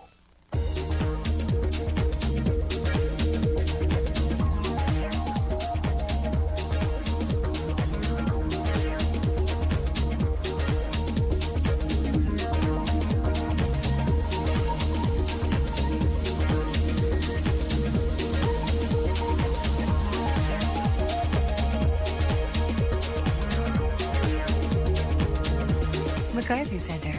Find something special for spring. WAVY News 10 at 6, your first choice for news and weather. Right now on Access Hollywood. Yeah, I'm gonna be there. Colin Farrell about to be a daddy. So, who's the mommy? Plus, a pregnant Brooke bears all. And is Liza Minnelli back in rehab? Mark your calendars. We've got Russell's wedding date. And what Gwyneth won't answer about her new man. Next. It's caused me an unbelievable grief. Fallout from Don Johnson's alleged $8 billion money laundering scandal. My son called me crying. Dixie crushed. Who is running over the Grammy winners? Vanessa's Idol Picks. Well, I'm hoping the top 3 will be Chris Rock is a sexy man. And hey, Renee, look who we picked for you. I'll be over in about an hour. Lights, camera, access. Happy St. Patrick's Day, and there they are, the Double O's, Pat and Nancy, hosting the big parade here in New York. Hi, I'm Billy Bush. Just a mere Blarney Stone's throw away from the action on Fifth Avenue, and in just a minute, I'll be with the booted American Idol. But first, we go to Hollywood. So here's to you, Mrs. Robinson. Sean? Ooh, I like that, Billy. Thank you very much. Well, Grammy winners, the Dixie Chicks, feel the backlash after one of them makes an unpatriotic statement. But with just 6 days to go until the Academy Awards, the question being asked is, how will the impending war affect the Oscars? Will the show be canceled? I'm sure there'll be a change of tone because the show always reflects the tone of what's going on in the outside world. The Oscars will go on, according to the show's producer, Gil Cates. Meanwhile, at the Kodak Theater today, streets are already shut down and news that a virtual army of security personnel will be deployed. One report claims 700 in all on high alert. But if war does erupt between now and Sunday, Dustin Hoffman believes Hollywood's biggest night should be put on hold. Certainly at least a postponement, I think, would be appropriate. Yeah, it's hard to mingle the two. Former Oscar host Billy Crystal admits he's torn over the prospect of war. We're all scared, and I think a lot of us don't know what is the right thing to do, and we have to assume that they know better than us. Protesters in Louisiana wheeled a 30,000-pound tractor to crush Dixie Chicks CDs. Down south, protesters are outraged at lead singer Natalie Maines. The Texas native told fans at a concert in London the group was, quote, ashamed the president of the United States is from Texas. Maines has since apologized and said her remarks were disrespectful, but her contrition fell on deaf ears at this radio station. They have banned the Chicks' music and have encouraged fans to destroy their entire Chicks CD collection. In country music's capital, Clint Black, a judge on the TV show Nashville Star, blasted the Chicks to Nancy. Remember that it's American to say I disagree. It's very un-American to say you're an idiot for disagreeing. NBC News appears concerned that a war could be imminent. Today, the network announced it's removing its 6-member TV crew from Baghdad. But veteran war correspondent Peter Arnett is staying and will file reports for MSNBC. Now to the miraculous return of Utah teen Elizabeth Smart. Already the family has received 3,000 media calls, almost 100 book, movie, and TV proposals. But the question up for debate, should Elizabeth Smart talk? While everybody wants to know the story, I think she needs protection from that right now. Joan London says Elizabeth should not talk just yet. Even the queen of the big get, ABC's powerhouse Barbara Walters, was mum at the network's 50th anniversary celebration last night in Hollywood. I'm not here to do booking tonight. Barbara joined past and present ABC stars, including reunions of Welcome Back Kotter, Happy Days, The Love Boat, and The Brady Bunch. That is the danger of the theme song. Here's the story. If you start singing it, it's like Chinese water torture. It never goes away. And look who else isn't going away. Former ABC sitcom star Roseanne, who had her crew in tow for her upcoming reality series. Right here, guys. The gang from I'm a Celebrity, Get Me Out of Here arrived together but said they would never do another round of reality. Would I do it again? Absolutely not. Never again in my whole life. But we'll see more Bachelor, and this time he's more like Joe Millionaire. The only difference is he's the real deal. Andrew Firestone, heir to the Firestone tire fortune, is the new Bachelor. But don't expect any blowout secrets with him. There's certainly no scandal or anything exciting that's going to come up. I apologize for you guys. Surely Andrew doesn't believe the American viewer can be tempted by scandal and rejection. But just in case, 21-year-old Vanessa Olivares was the first to go out of the top 12 on American Idol. And now she tells us whether or not Simon really hurt her chances. I think you need to lose a few pounds. What? It's okay. I know I have a big butt, but it worked for J-Lo. Poor Vanessa Olivares. First, nasty Simon came right out and told her to lose weight. Now, she got booted off the show. But there's no hard feelings here. He has to say mean things sometimes for TV. Otherwise, people wouldn't watch. You know, that's the fun of the whole show. While some thought Simon's fat comment was too mean-spirited, Vanessa actually took his advice. I lost about 5 or 6 pounds. As for Simon's future, he told the New York Post he'll be back for American Idol 3, as long as the show is not taped until next year. As the pressure increases, the elimination begins. As for which American Idol wannabe will win, Simon and Vanessa are both hinting that healthcare worker Clay Aiken and portly powerhouse Ruben Studdard are the two to watch. I think they have it all around as far as talent, and I think that they're marketable. I don't know. I see a little Michelle Pfeiffer's costume influence in there, but you know, something about that works for me. In Phoenix, Eric Benet says it's a perfect match. His wife Halle Berry playing Catwoman. And she came home. She did the Catwoman dance. It was like this impromptu dance that she came up with. That's, you know, purrs, and it's just, you know, you have to see the movie to see the Catwoman dance. Robin Williams can't wait. If that's the costume, even Joel Schumacher's going, put in some nipple. Jokes aside, Robin was among the stars out to honor Halle at Muhammad Ali's Celebrity Fight Night benefit. And get this, Muhammad wowed him when he tickled the ivories.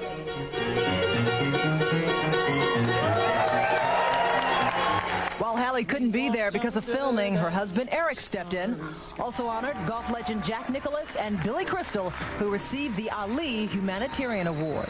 He just has been a devoted man to the world, and I'm glad to have my name alongside his. I can't believe it, actually.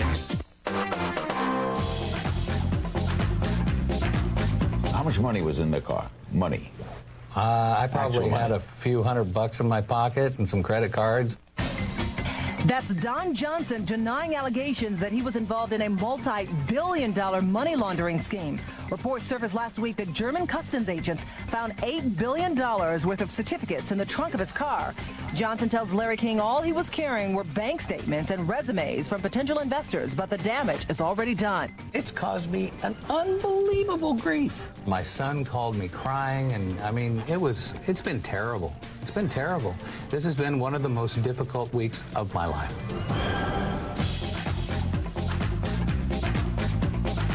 I'm here to give the costume designers credit, but I have to take credit for my cup size. I thought what they gave me was a little large. That's Oscar winner Dustin Hoffman on the busty sequin costume he made famous as a cross-dresser in Tootsie. I think she's quite an attractive woman if you take the head off. Looks like me. Hoffman, who was presented with a Distinguished Actor Award, joined Friends' newly added Oscar presenter and nominee Meryl Streep and Andy Garcia last night at the 5th Annual Costume Designers Guild Awards. James Gandolfini was there to support Sopranos costumer Juliet Polska. Gandolfini is in litigation against HBO over a contract dispute. Over the weekend, HBO went so far as to postpone production of season 5 indefinitely. James wasn't talking, but Juliet was. I left work on Friday, literally just leaving things hanging. So it's a little unsettling, but I support Jim. I want it to work out for everybody. Now, Chris Rock has the daunting task of running for president. On screen, of course. But it's a big, fat crush that an Oscar nominee has on him that caught Chris off guard. All right, I got a moment for you. Tell me who's the sexiest man in Hollywood. Ooh. Wham. Yeah, that's a good Who do you look at and say, you know what? That is a sexy man in Hollywood. Honestly? Yeah. All right. Well, that you would know. Yeah. Chris Rock. Really? Chris Rock is a sexy man. Chris Rock is... I'll now be embarrassed because I'm going to see him sometime soon, I'm sure. He is smart.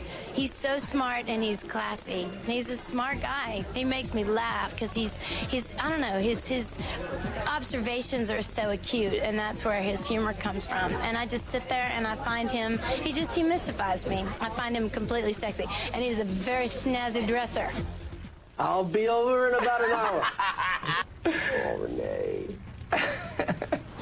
His Nurse Betty co-star isn't the only leading lady Chris is wowing. Uh-oh, I'm feeling it. I'm feeling it.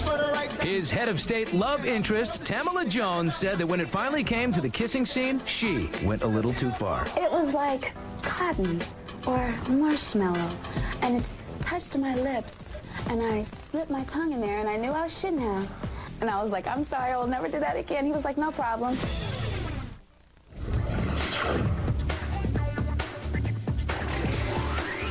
Stiff competition couldn't bring down the box office champ. Bringing Down the House held the top spot again with over $22 million, bringing its incredible 10-day total to almost $62 million. Agent Cody Banks had a solid second-place opening of about $15 million. Now its star will bank a reported $5 million for the sequel, scheduled to start shooting in just 6 weeks. The Hunted opened in third with about $13.5 million, and rounding out the top 5, 13-time Oscar nominee Chicago with almost $8 million, bringing its amazing total to more than $125 million. Not so amazing, the weekend's only other newcomer, the rat-infested Willard, debuted in 8th place with only $4 million. Access Hollywood brought to you by Discover Card. It pays to discover.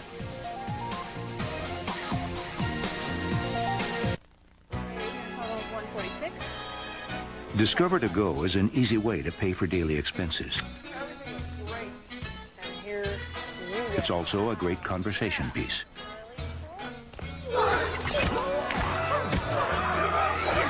It's not, however, good for ninja fights. Discover to Go. Convenient, innovative, not good for ninja fights. Just 2 more reasons it pays to discover.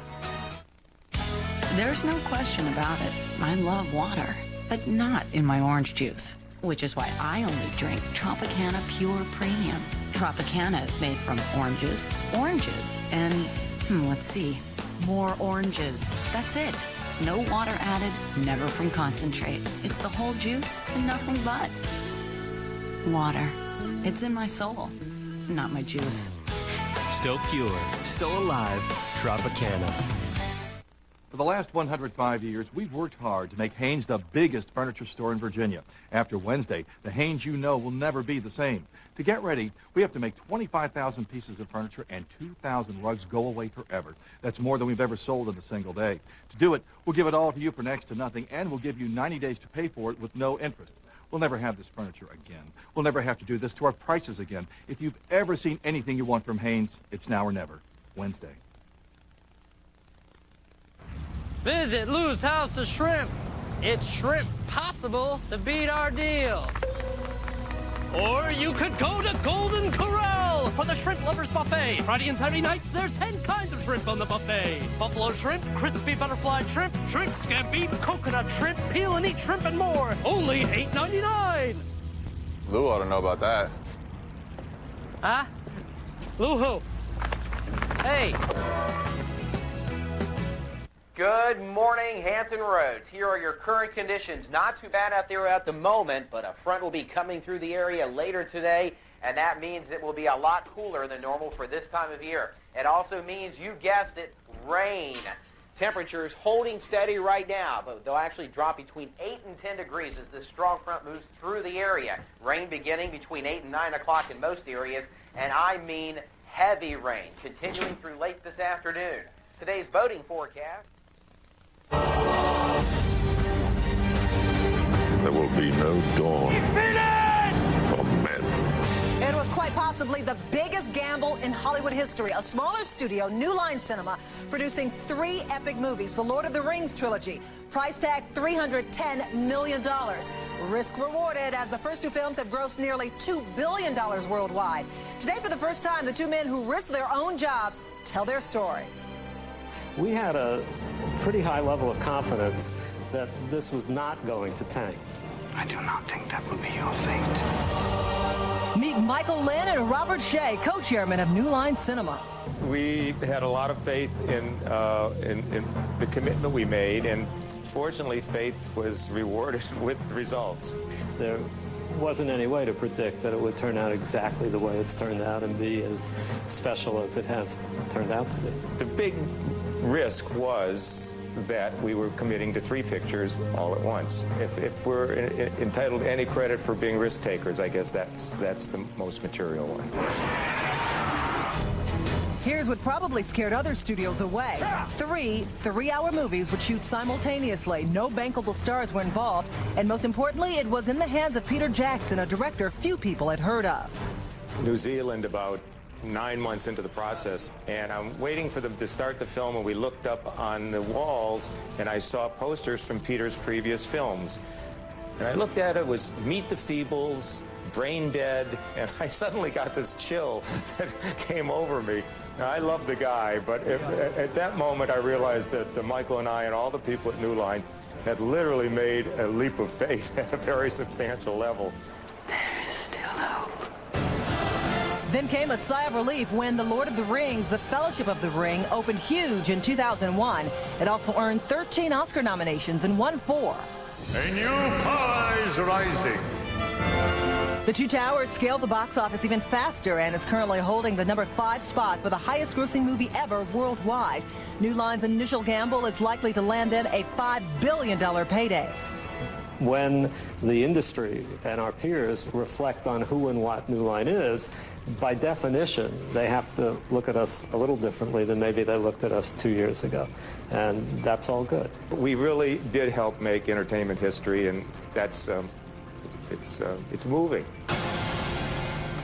Certainly is. Well, next on Access Hollywood, Colin's the daddy. So who's the mommy? News on Farrell's first baby. The latest on Liza's reported health setback. And does Kid Rock know what Pamela's doing now? Next. I remember when the doctors told us. It felt like our entire future got compressed into just a year. But we found out that we could get money ahead of time from Jim's insurance. We paid off the house and we set up trust funds for the kids. We took a vacation. That was a trip of a lifetime. Insurance from Mutual of Omaha. For what really matters in life. Begin today.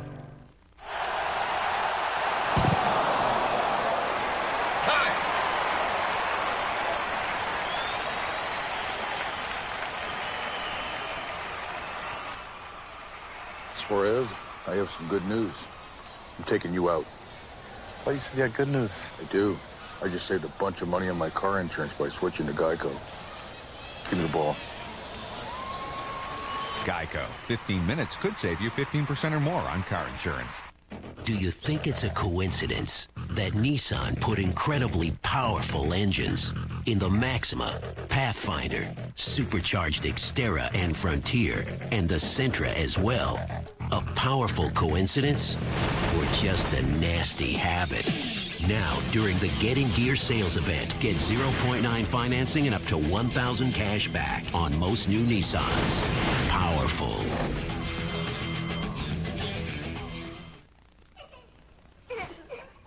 I'll go. There's some left. All right, you two. That's enough goofing around. I think I'm afraid. Time to turn out the light. Wait, Mom. I just got to the best part. This moment brought to you by Sylvan Learning Center. I never liked reading, and Sylvan showed me how fun it can be. We call our approach the Sylvan Advantage. It's individual attention from highly trained and certified teachers, plus progress reports for you. If your child is struggling or not being challenged enough, call 1-800-EDUCATE. Sylvan. Learning feels good. Coming only to theaters. Piglet. Piglet. Piglet. Little Pig. Big movie. Eureka! Walt Disney Pictures presents Piglet's Big Movie. It's got big laughs. Big fun. Look, snow somersaults. I tried to stop, but it's no use. And big adventure. You got your bounce back. It's Piglet's Big Movie. Rated G. We're geniuses. Starts March 21st. Sticky geniuses. Now, Chopper 10 lights up the night with 30 million candle power, so you can see breaking news even in the dark of night. Chopper 10. No one gets you closer.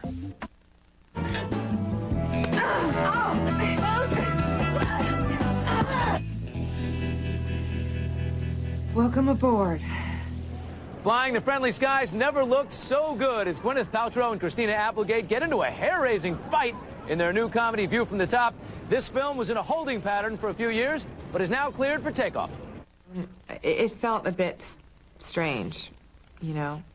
So I think they really did the right thing in waiting. Gwyneth Paltrow's View from the Top wrapped production over 2 years ago, but then came 9/11, and the idea of an airline comedy just didn't seem funny anymore. And then people now seem really looking forward to seeing, you know, comedies. It's kind of the moment for comedies, I think, because everybody's a bit tense. Paltrow plays a flight attendant in training who, well, just look at her, wears very tight clothing. Is it hot in here, or is it just me? Hours in the gym, you know what I mean? I don't want to wear a skirt like that without being prepared. Paltrow also took some dancing lessons for the role. She is an Oscar winner, yes, but dancing champ, no. I was told that I have some rhythm, but I did have to learn the dance moves sort of move by move. Paltrow, coy as ever, is dating Coldplay lead singer Chris Martin. So what is his view on her View from the Top looking like? I'm sorry, but you know. Next. On to the next question. Well, Liza Minnelli's anniversary party put on hold while Russell Crowe sets a wedding date. And it's time to baby shop for Colin Farrell. Are you going to be a dad? I'm going to be the patch of tiny Farrell feet? Yeah, I'm going to be a dad. Oh, congratulations, mate. Thanks, man. Oh, wow. Thank you. Wow, you know, I almost believe the price. You're the first person I told it to. Wow. That's all, but I am. It's cool. I'm chuffed. I'm so over the moon. Oh, and when's the baby due? About 6 months. It's official. Colin Farrell confirmed last Friday on ITV1's This Morning show in the UK that a little one is indeed on the way. And according to Us Weekly magazine, the expectant mother is model Kim Bordenase, seen here hanging out with Colin. Us originally broke the story last week in their issue, which is on newsstands now. And nuptial news for Russell Crowe and longtime girlfriend Danielle Spencer. The low-key ceremony will take place on April 7th, Russell's 39th birthday, on his remote ranch just north of Sydney.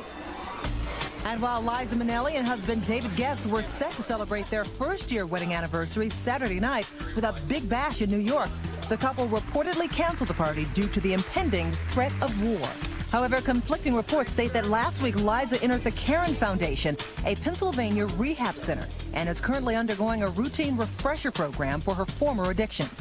While husband David continues to support Liza, stating in the New York Post, "I've married Liza knowing her past history. There are times things are hard and you must stand by that person."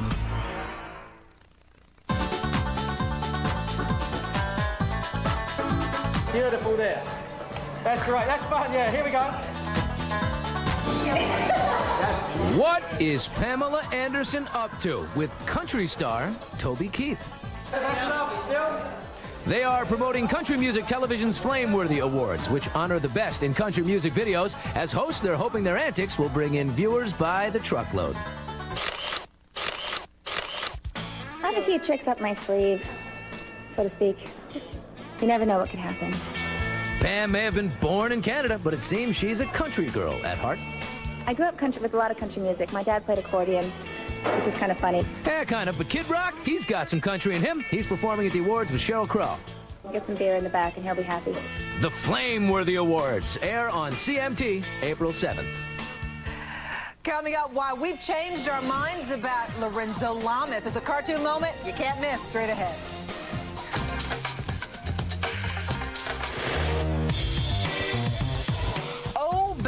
Oh, baby, a 7-month pregnant Brooke Shields looks simply stunning on the cover of next month's Vogue magazine. Inside the pages, the now 37-year-old Brooke shows off her belly and reveals she and husband Chris Henchy are having a girl. And while this former child model came of age in front of the camera, all she wants for her daughter is a home with 2 parents, family rituals on Thanksgiving, and an East Coast education. Brooke, who is a fashion icon by age 13, now looks back on her childhood and says, "It's a miracle that I'm not totally messed up." This issue of Vogue hits newsstands Wednesday. So what do you think? Oh, Bill's afraid of termites. So we had the entire home made of concrete. Comfortable. Here's a better idea. Call Terminex for a lifetime protection plan that covers repairs on any new termite damage. 1-800-TERMINEX. The Tale of the Allergist's Wife is coming to town with its Broadway star, Valerie Harper. What a fabulous play. The laughter, the cheers. People just love this story of a New York City woman desperately searching for the meaning of life. I had such a good time doing it on Broadway, I just had to take it on the road. Now, where can I get a good onion bagel? March 25th through 30th at Chrysler Hall. Tickets now on sale at the Scope box office and all Ticketmaster outlets. Call 671-8100. We've been in the carpet business 70 years. So Wednesday night, Ames will offer the lowest carpet prices in our company's history. When we say the lowest prices in our history, we mean the lowest prices in our history. No one's ever sold carpet at prices this low, and we're talking everything. All carpet, all oriental rugs, all hardwood floor, with no interest until 2004.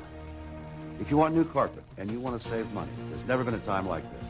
The lowest carpet prices in our history, till 9 p.m. Wednesday at Haynes. So what do you think? Oh, Bill's afraid of termites. So we had the entire home made of concrete.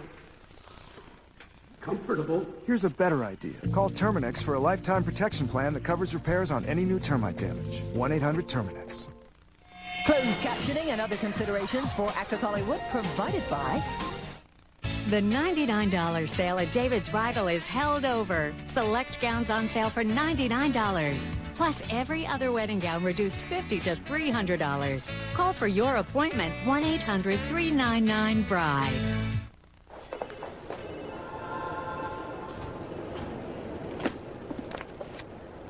Ah, the simple pleasure of Milky Way. Chocolate, caramel, and nougat melting together. Milky Way. Pleasure you can't measure. This is your son's science project. This is Bag in Season. Combine your favorite meat and veggies with the seasoning mix in the bag for a delicious meal, leaving you plenty of time to help your son with his science project. Bag in Season from McCormick, the taste you trust. Well, we really couldn't stand him until now. Are You Hot's judge Lorenzo Lamas, but he's back in our good graces by being a good sport. He spoofed himself in a cartoon this past weekend on Saturday Night Live. Okay, you got a strong face. I think the forearm's a little big. You might want to do fewer wrist curls and start thinking about the biceps. Oh, my Lord. I'd get up and congratulate you, but I'd spill my coffee. Cinderella. Awesome body. Okay, seriously, eat a cheeseburger. You came out here with confidence, and that was good, but right away I've got to take points off because you're 3 feet tall. Can we take that off and get the whole picture, dude? Whoa. Okay. All right. Respect. Now at least I understand why you have a hot wife. Hey! Oh, I guess Bam Bam doesn't like Are You Hot? That's it for us, everybody. Good night. On the next Access Hollywood poolside prom night graduation. The photos and secrets from Renee Zellweger's early years before Oscar came calling. Then American Idol gets ambushed by People's Style Weapon. What Kojo is plotting for the finalists. Go shopping, you crazy nutty kid. Plus, move over to Chicago. We've got Beyonce the musical. Thanks for watching. Good night, everybody. Your first choice for news and weather. Wavy News 10 at 11. The Morgans of New York City. The Mendozas of Fort Worth, Texas. Stu and Maggie. With a bunch of steak quesadillas from Taco Bell. A higher class of quesadilla has arrived. Taco Bell Steak Quesadilla. Marinated carne asada steak and 3 rich melted cheeses. Upgrade to steak. Think outside the bun. Spice up the night. Open till 2 a.m. or later. Do you think it's a coincidence that Nissan put incredibly powerful engines in the Maxima, Pathfinder, supercharged Xterra and Frontier, and the Sentra as well? A powerful coincidence or just a nasty habit? Now, during the Getting Gear sales event, get 0.9 financing and up to $1,000 cash back on most new Nissans. Powerful. Had enough winter? Take the chill off with spring savings from Cox. Call now for a $1.99 installation of Cox Value TV and get half off your first month of service. Cox Value TV warms things up with Cox Standard and Digital Deluxe, over 70 channels of pay-per-view, 45 channels of CD quality music, our interactive program guide, 8 channels of HBO, and 6 channels of Cinemax. Call now and catch the new season of the HBO original series 6 Feet Under. Spring forward with a $1.99 installation and half off your first month of service. Call for Cox Value TV.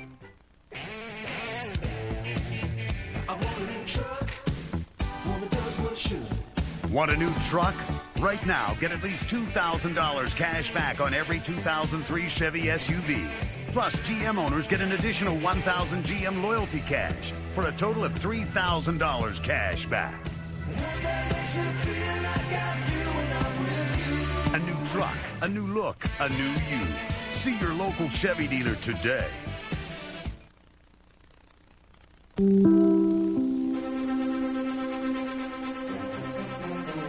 This is an NBC News special report.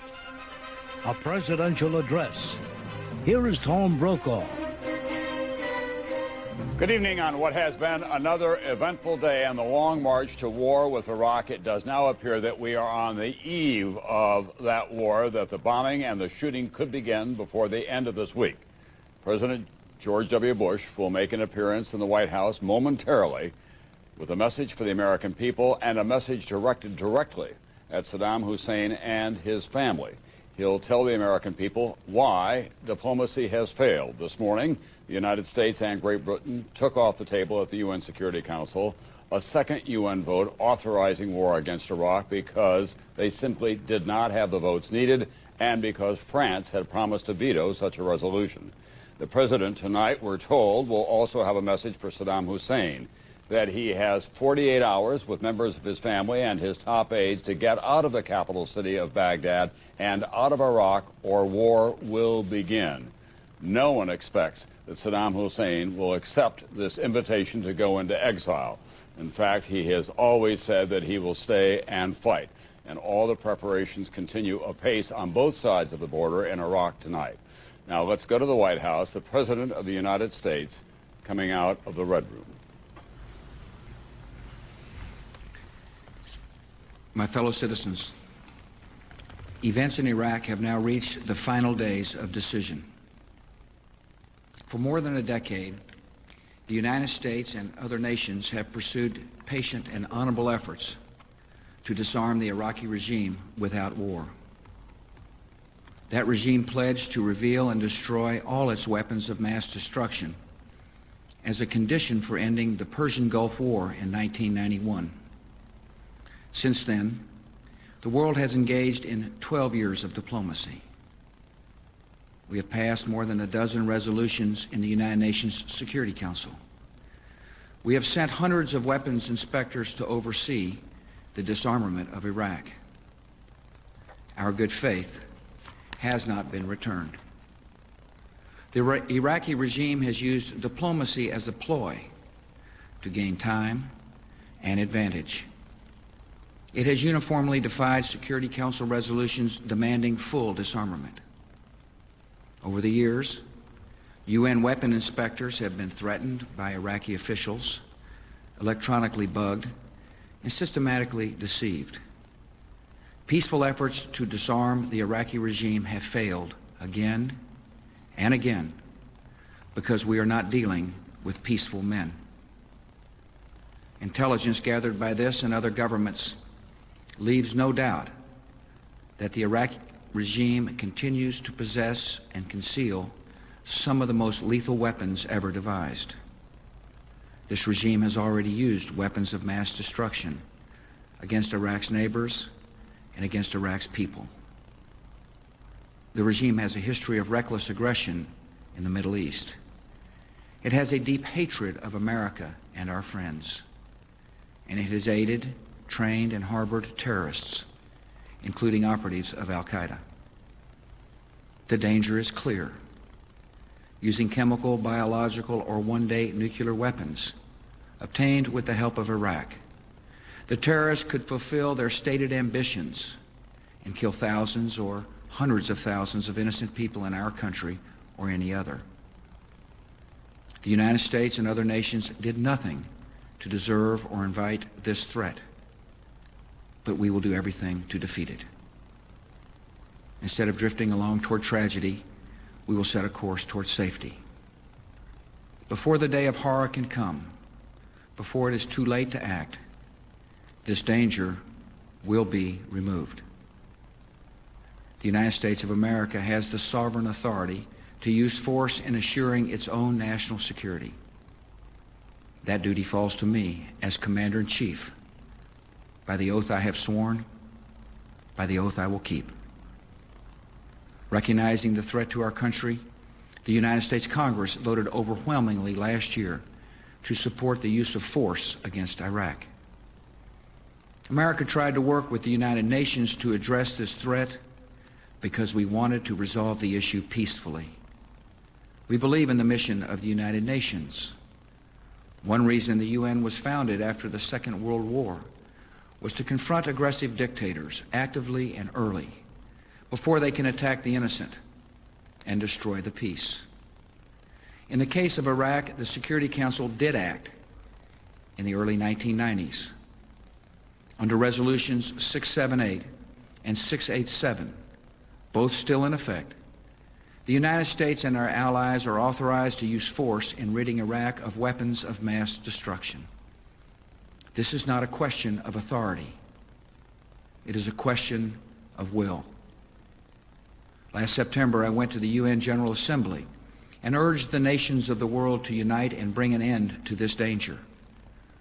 On November 8th, the Security Council unanimously passed Resolution 1441, finding Iraq in material breach of its obligations and vowing serious consequences if Iraq did not fully and immediately disarm. Today, no nation can possibly claim that Iraq has disarmed, and it will not disarm so long as Saddam Hussein holds power. For the last 4.5 months, the United States and our allies have worked within the Security Council to enforce that Council's long-standing demands. Yet some permanent members of the Security Council have publicly announced they will veto any resolution that compels the disarmament of Iraq. These governments share our assessment of the danger, but not our resolve to meet it. Many nations, however, do have the resolve and fortitude to act against this threat to peace. And a broad coalition is now gathering to enforce the just demands of the world. The United Nations Security Council has not lived up to its responsibilities, so we will rise to ours. In recent days, some governments in the Middle East have been doing their part. They have delivered public and private messages urging the dictator to leave Iraq so that disarmament can proceed peacefully. He has thus far refused. All the decades of deceit and cruelty have now reached an end. Saddam Hussein and his sons must leave Iraq within 48 hours. Their refusal to do so will result in military conflict, commenced at a time of our choosing. For their own safety, all foreign nationals, including journalists and inspectors, should leave Iraq immediately. Many Iraqis can hear me tonight in a translated radio broadcast, and I have a message for them. If we must begin a military campaign, it will be directed against the lawless men who rule your country, and not against you. As our coalition takes away their power, we will deliver the food and medicine you need. We will tear down the apparatus of terror, and we will help you to build a new Iraq that is prosperous and free. In a free Iraq, there will be no more wars of aggression against your neighbors, no more poison factories, no more executions of dissidents, no more torture chambers and rape rooms. The tyrant will soon be gone. The day of your liberation is near. It is too late for Saddam Hussein to remain in power. It is not too late for the Iraqi military to act with honor and protect your country by permitting the peaceful entry of coalition forces to eliminate weapons of mass destruction. Our forces will give Iraqi military units clear instructions on actions they can take to avoid being attacked and destroyed. I urge every member of the Iraqi military and intelligence services, if war comes, do not fight for a dying regime that is not worth your own life. And all Iraqi military and civilian personnel should listen carefully to this warning. In any conflict, your fate will depend on your actions. Do not destroy oil wells, a source of wealth that belongs to the Iraqi people. Do not obey any command to use weapons of mass destruction against anyone, including the Iraqi people.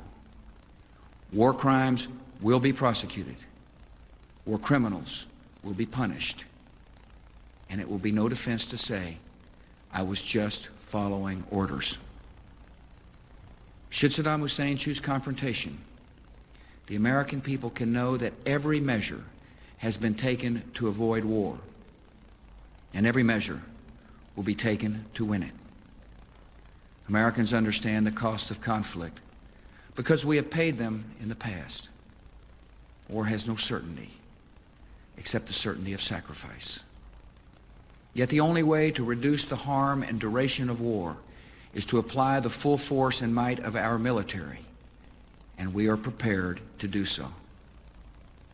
If Saddam Hussein attempts to cling to power, he will remain a deadly foe until the end. In desperation, he and terrorist groups might try to conduct terrorist operations against the American people and our friends.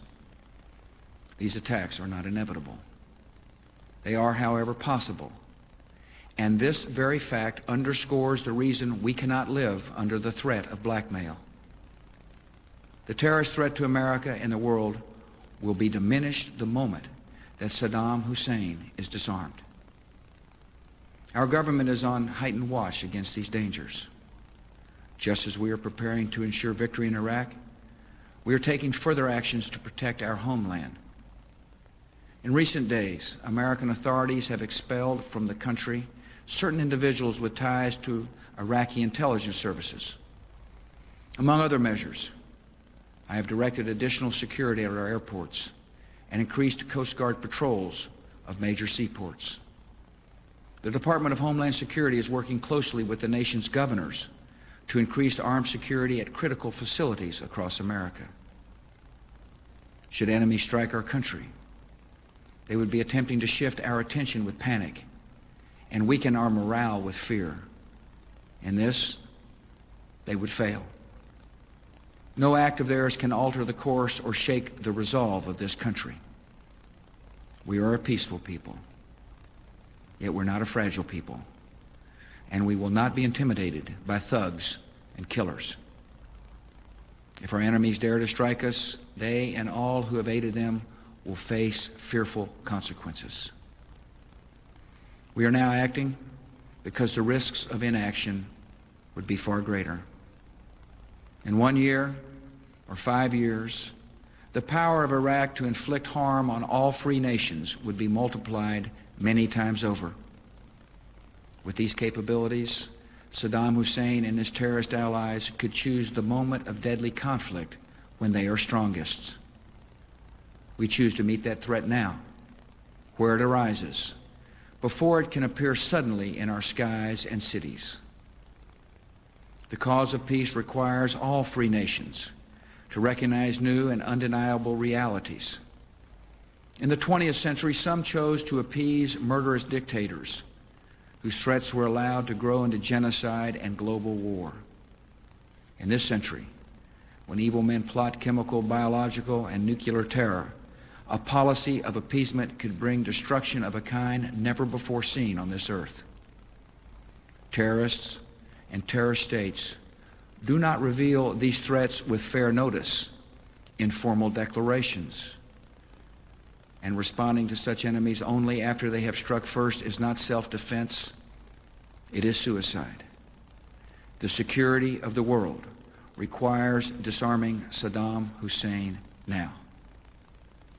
As we enforce the just demands of the world, we will also honor the deepest commitments of our country. Unlike Saddam Hussein, we believe the Iraqi people are deserving and capable of human liberty. And when the dictator has departed, they can set an example to all the Middle East of a vital and peaceful and self-governing nation. The United States, with other countries, will work to advance liberty and peace in that region. Our goal will not be achieved overnight, but it can come over time. The power and appeal of human liberty is felt in every life and every land. And the greatest power of freedom is to overcome hatred and violence and turn the creative gifts of men and women to the pursuits of peace.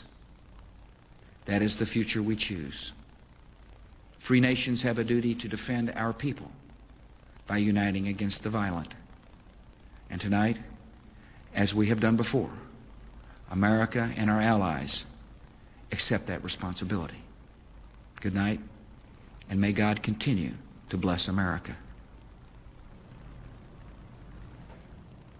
President George W. Bush tonight speaking to the nation and to several other audiences as well from the East Wing of the White House, saying to Saddam Hussein and his sons, you have 48 hours to leave Iraq or face the consequences. He said the security of the world depends on disarming Saddam Hussein right now. He went on to say that the Security Council has failed in its responsibilities. Therefore, as the commander-in-chief and president of this country, he is exercising the sovereign right of America to defend its best interests. Let's go now to NBC's Washington bureau chief, Tim Russert, who's also moderator of Meet the Press, of course. Tim, on Capitol Hill, it was curiously quiet today, almost no one speaking out against the president's determination now to go to war against Saddam Hussein. Tom, the few senators who did said, we think that diplomacy should be given more of a chance, but the decision is made. We must now support the men and women. I've spoken to people at the White House, Tom. They believe that there will be an increased terrorist risk. They're going to change the color to orange, put the country on high alert. There is a military risk, and there is a political risk. But the president is willing to take those risks to go forward with military action. Tim, where do we go from here in terms of what we can expect next? The president saying tonight 48 hours for Saddam Hussein and his kids. But he also said at the same time, I shouldn't call them kids, they're actually grown sons, and they're an integral part of the Saddam Hussein apparatus. But he also said that the United States will go to war at a time of its choosing. Tom, that is certainly the plan. After the 48 hours is up, we will expect to hear from the president again, by which time military action will have already begun. But there is a growing concern at the White House and at the Pentagon that perhaps Saddam Hussein may start this war on his terms. And if that, in fact, does happen, the United States would respond immediately. All right, thanks very much, Tim Russert. Let's go to General Barry McCaffrey now, who commanded 23,000 troops during Operation Desert Storm. Let's pick up on what Tim Russert was just saying, General McCaffrey. What do you think the chances are of Saddam Hussein initiating some kind of action before the United States pulls the trigger? Well, you know, we never try and guess intentions. We do look at capabilities. He has the capability to employ chemical weapons, aircraft attack, rockets, and we ought to expect that he will probably consider that, particularly to go after the ports and airfields in Kuwait. What about the north? The United States is very strong down along the Iraqi-Kuwait border. Just today, the Turks were saying they may give us some additional authority in that area. Are we in sufficient strength in the north where the Kurds are? Tom, the Turks, if they relent and allow us transit for 62,000 troops to get in the northern part of Iraq, would be a terrific asset to us. We are very weak on the ground. There will be special operations troops in there. We've got to go down and confront a armored division of the Republican Guard at Tikrit, and we've got to protect the Kurds from preemptive attack. We don't want millions of refugees back into Turkey. So it would be good news if the Turks change course. As you look at force readiness and the shape of the battlefield tonight, with a very likely possibility that we'll have war by the weekend, what gives you some pause, if anything? To be blunt, nothing does. Very determined men and women. The leadership is there. The technology is ready. The operation has really set the thing up to succeed.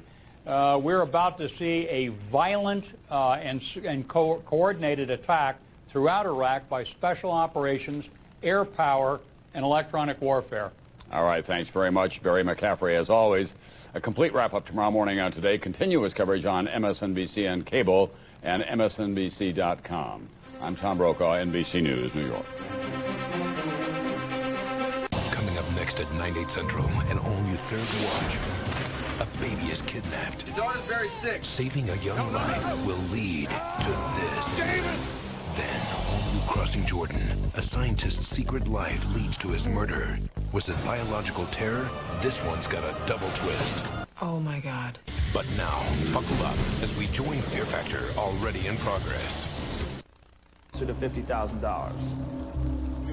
Selected who gets to go first, and Jeremy, you are lucky number one. How you feeling, man? I don't know that I still feel good about walking across glass. Would you have rather done something else? Like eat some nasty stuff? We'll see. We'll see. We'll see how bad this hurts, and then I'll tell you. What did you guys think was going to happen today? Do you have any idea? Any predictions? I thought we were eating something. You can eat some glass if you want. We got a lot. I'm gonna pass. You gonna pass on eating glass? I'm gonna pass on eating glass. But you will walk, huh? I'm gonna walk. You ready? I'm ready. Okay, come on. Let's come over here. See how many feet.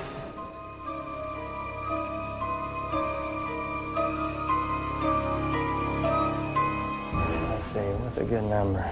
5's a good number, right? 5's a good number. But it's right next to a 10. That's an 8. He's getting blotchy. Yeah, he's getting blotchy. Maybe he's hot. Do you do that when you get nervous? I'm a little nervous. I mean, chicks just notice that stuff. Yeah, I'm glad she noticed that. She's a makeup artist. Yeah, she wants to go over and maybe she could touch me up a little bit. Sure. Will you touch him up before he does his walk on broken glass? Sure, no problem. A little powder, a little foundation will take care of it. Come on over here, bro. He is a little heavy. Might be, he might sink in deeper. You know what I mean? He goes in. I think he's got it. I think he's got it too. He's got to stay steady. Don't listen to Colleen, 'cause she just wants you to screw up. She wants you to cry like a little girl and go home. Here we go. 8 feet. Take your time. Steady.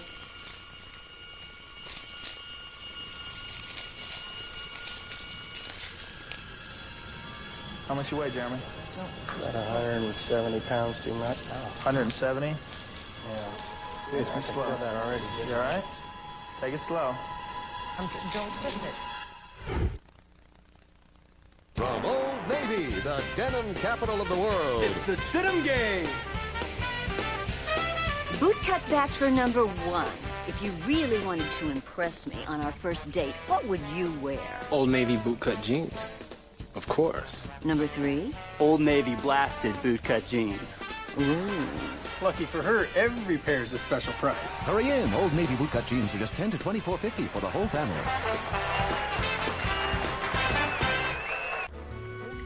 Maui plays Bora Bora.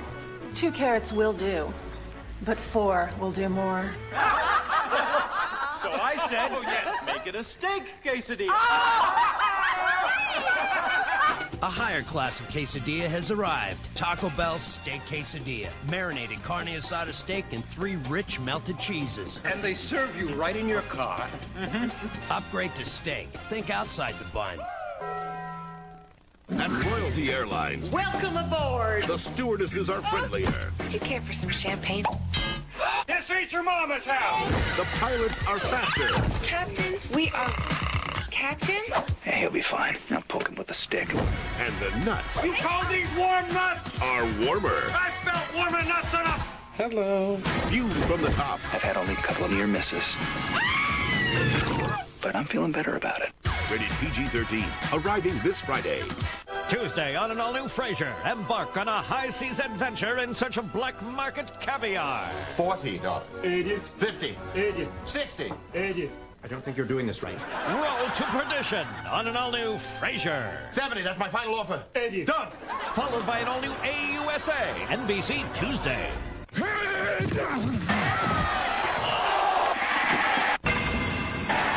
AFL on NBC, Sunday noon Eastern, 3 Pacific. In nature, speed and timing are crucial.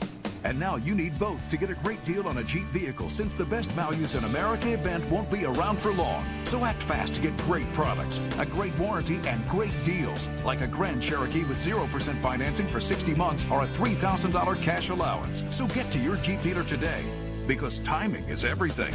Great products, a great warranty, and great deals all add up to the best values in America. Hurry to your Jeep dealer for details or visit Jeep.com.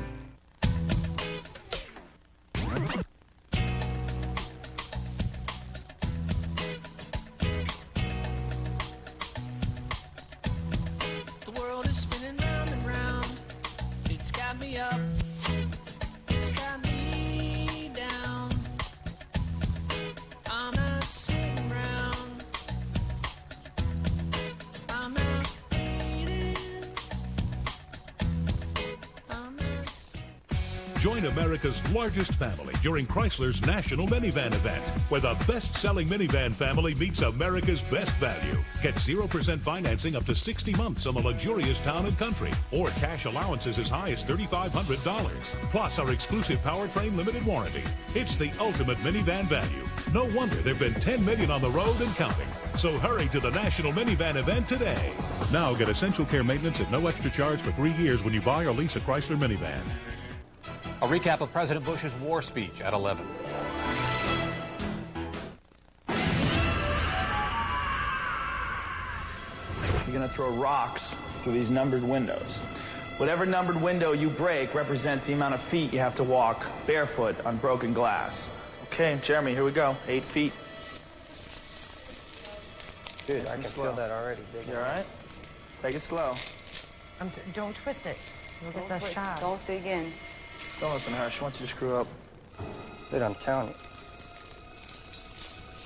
All right, I'm on. Just let me know if you want to bail. Careful, Jeremy. Oh, see, now it's Take right your in my spot. foot. Take your spot. Balance your weight. See,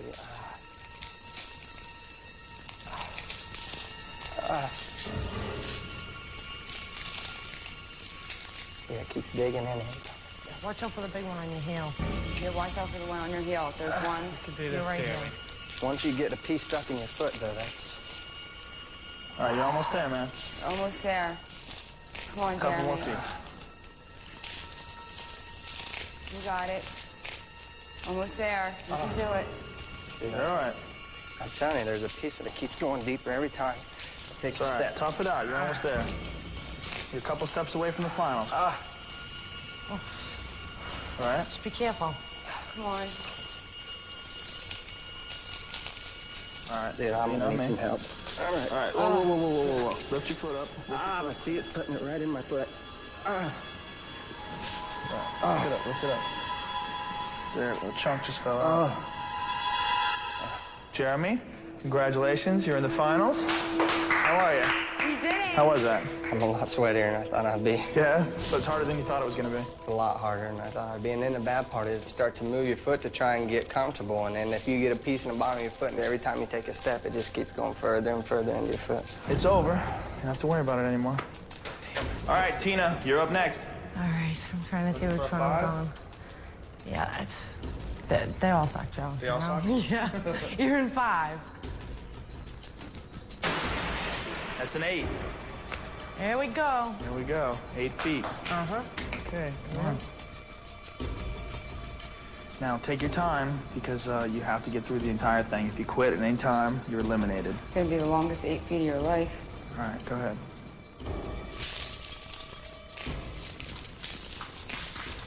Take your time. Take your time, Tina. Okay. Just be careful. Just be careful. You can do it. Just pick your spots. You got it. Good job. You're almost there, Tina. You got it. Come on, Take your time, Tina. Don't get cut. You're doing great. You got it, Chelsea. You got it. You All earned right, that you're almost there, nickname. Tina. You're almost there. Okay. Tina, congratulations. Thank you. So was that nerve-wracking or what?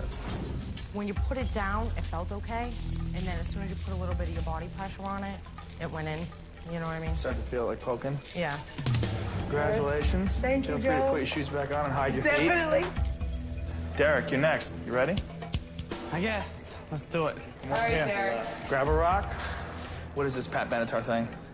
Love is a Battlefield. That song, beyond all their songs, just like give me mucho power, and it keeps me focused. I just keep singing it over and over in my head. Pat Benatar is going to help you out here today. Word. She's going to help you hit it with your best shot. Is that? Yeah. Is that what's going to happen? Maybe that number 5. I'm ready. All right, let's do it. Okay, that was sad. I think you hit a window and it dropped off. Hey, I was way close to that 5. Yeah, way close. Yeah. You ready? 5? Look at that. Good job, dude. Thanks. Nice. Guess that baseball in 3rd grade paid off. Ready? I'm ready. All right, come on over. Just remember to balance your weight. 5 feet towards butt implants. Here we go. Okay. Walking for the butt. If you start Take to it feel it careful. in your foot, don't put all your pressure down. I'm 6'1", and 5 feet seem to me like a mile when it's just hundreds and hundreds and hundreds of pieces of broken glass. Thank God I lost a lot of weight. Dude, if I was still 240 pounds, Yeah, whoa. right. You were totally twisting your feet. Good. Too. Don't do Just that. be careful. That's what you Don't do. twist your feet. See, as soon as you get a piece of, Balance. see? I'm good, I'm good. Okay. I'm almost there. You got it. Booty. Getting ready for the booty. All right. I can just step on Step up. Okay, lean on me, though. Make sure you brush your feet off. Word. Very lucky for you. You only had to walk 5 feet. Woo! Lucky for you, you got a good pitching arm, I guess. Thanks. Congratulations. Thank you. You're now in the finals, and that much closer to $50,000. Any advice for young Colleen here? Just stay balanced. Stay Keep your feet balanced. straight. Colleen, you ready? I'm ready. Okay, come on over. Grab a rock. Stand right here. All right, what's your focus on right now? What are you trying for? Well, obviously, I would like to get a 5, but see, the 10 is next to the 5, but there's only 2 5s and a whole bunch of 10s. What are you gonna do? Are you gonna aim for the 5? Yes, Which one? that one. That one up there? Oh. You're only missed by 10 feet. You hit me, Colleen. I'm not going to be happy. You ready? I'm sorry. Okay. Are you ready? I'm ready. Okay, concentrate. Want to do your victory dance again? It No. worked good last time. I'm ready. A little Ready? looser this time. There you go. Okay. Gosh, I don't want to hit the 10. I really don't want to hit the 10. Oh. 5! Were you aiming for that 5? Yes! Good job. Way to go. All right. All right. Well, it's already set up for 5, so come on over. Okay. You know, if you don't make it through, then I heard you. go ahead. Okay. Take it slow. Taking it slow. Be careful. Don't rush. Find a good spot. I'm looking. Okay.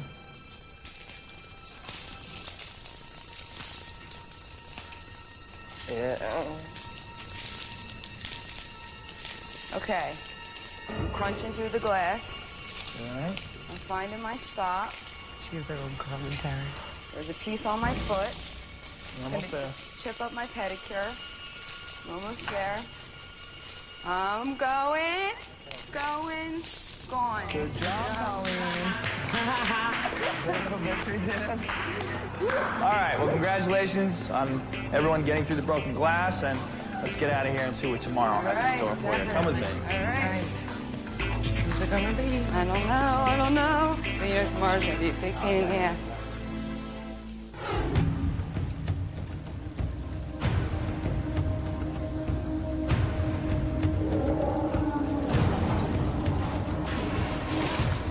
To this point, it's been us against the challenges, and today it is more us against each other. I think I'm a lot tougher than these other guys. You have the South Boston tough chick, you have the makeup artist chick, and the good old country boy, and then you have me, the gay boy. I've made it through a lot of struggles in my life, and I honestly don't think they want it as much as I do. With my two parents, my twin sister, and my 90-year-old grandmother. I need to move out, and Derek wants to win the money for butt implants. I always think about my son because he's going to grow up and he's going to look at what I've done, and I don't want him to be ashamed. Now it's up to me. All right, well, congratulations to you all for making it to the finals. You've all fallen off a beam and walked on broken glass. Now today, one of you is going to walk away with $50,000. Ready to see your final stunt? Yep. See it, John. All right, here it is.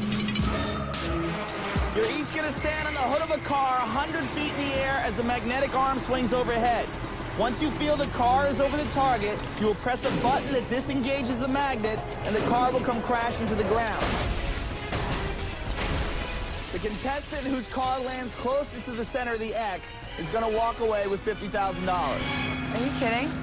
And we have randomly selected who gets to go first. And Tina, you are lucky number one. Of course. How you feeling? It's high. It's high. It's high, Joe. Are you ready? Feeling good? Yeah, I'm ready. Come on. All right, Tina. Come on, Tina. I think I'm about to piss in my pants. How do you feel about going first? I was worried about, you know, setting the bar and then a person beating me by a second. So I was really upset about that. But now I'm excited. I'm so psyched. She hits it. But the problem is if she's off, she's off. All right. Good luck. We're going to harness you up. Thank you. I'm ready! $50,000! A random phone call. Hello? If you hang up, I will kill you. Who is this? I want your complete attention. It wasn't me! Now, the whole city is watching one man. I want to see you toss away your weapon. Colin Farrell. Is he a gun? What do you keep talking to on the phone? If you tell him, I will kill you. On April 4th. They're in position. Move. Don't you get the game yet? His life. Hold your fire. Is on the line. Look, I'm sure we can work this out. I'm not finished yet. Phone Booth. Rated R. April 4th. Only in theaters. Are you Brad? I'm Alex. No, it's not Brad. Blind date. Sorry, Alex.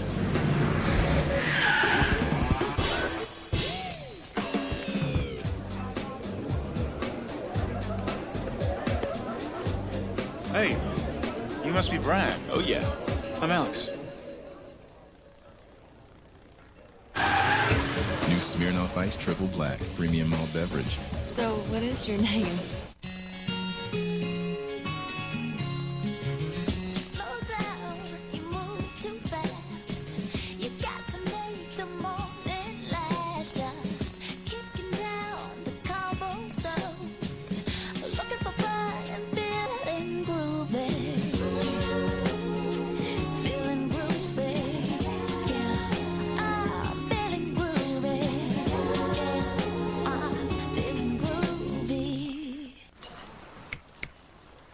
Get this. Getting a really low rate on this card. Well, I hope hope it's a low fixed rate, like my Capital One no-hassle card. Low and fixed? So what's going to happen to my rate?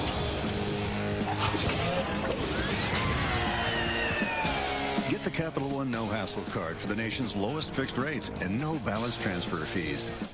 What's in your wallet? You know, Kenny, thanks to you and Stacker 2, the world's strongest fat burner, I've made some great new friends in racing. Last night, Jeff Hammond took me to a movie.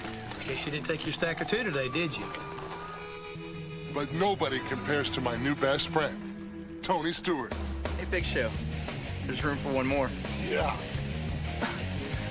Wait! Burn fat, crush cravings, and supercharge your energy. Stacker 2 at Badger Free. Because you never know when you're going to need it. Who said Kenny can't run fast? Introducing all new America Online 8.0. We listened to you and designed AOL 8.0 with hundreds of exciting new features. Welcome. Like the new online photo albums to instantly share pictures. And AOL alerts and reminders that alert you of important dates. Plus new and easier parental controls to help safeguard your kids. There are hundreds of new features to easily connect you to the people and things you care about most. New America Online 8.0. Call 1-800-4ONLINE or get a free startup disc at these locations. It's hard to lose your best friend, especially when it's your son. To go from being the hero to the villain. I've become the snoop, the spy. I pry into his life. He says, I'll never treat my son like this. And I think, if you love him, you will.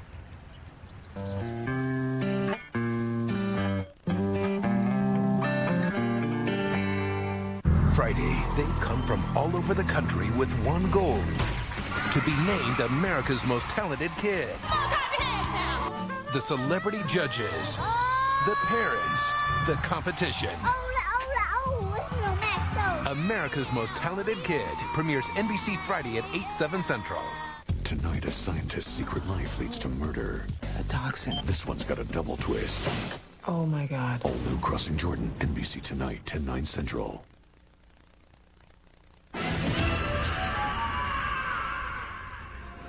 You're each going to stand on the hood of a car 100 feet in the air as the magnetic arm swings overhead. Once you feel the car is over the target, you will press a button that disengages the magnet. The contestant whose car lands closest to the center of the X is going to walk away with $50,000. Here we go. We're not helping each other today, that's for sure. $50,000 is a lot of money. Feel the butt implants I'm happening? really getting it bigger by the second. Don't you think it's gonna make you look funny, like unbalanced? You know how you know when a girl gets fake boobs? Because it looks so much bigger? No, because I don't want, like, double D's back here. I just want, like, just a little pooch. I'm ready! All right, here we go. 3, Here we go! 2, 1, swing!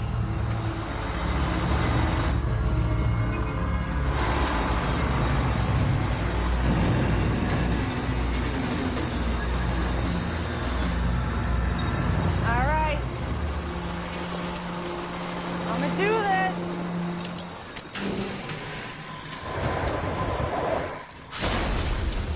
Damn! Oh my God! Woo! A little short. Yeah, Dr. Baby, yeah! I wonder, in reality, how good that is. I don't think it's very good. Damn, it's far away. So, how do you think you did? I thought it was going to be a lot closer, to be honest with you. It's hard to judge when you're up there? It is.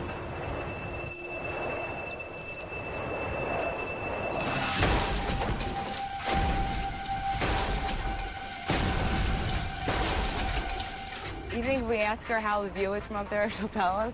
I'll save you the suspense. I won't tell you a damn thing. I don't expect you to. Okay, good. Because I probably wouldn't tell you either. All right, your official distance is 39 feet, 9 inches. It was a rush, and I love it. You know what? I always wanted that car over there, the convertible. I need a new car. I do, too. Well, so why would you buy butt before you buy a car? It's like an accessory to the car. It's just an accessory. It's like Hi. step out of a convertible, boot cheek. Yes. Jeremy's next. Got any advice for him?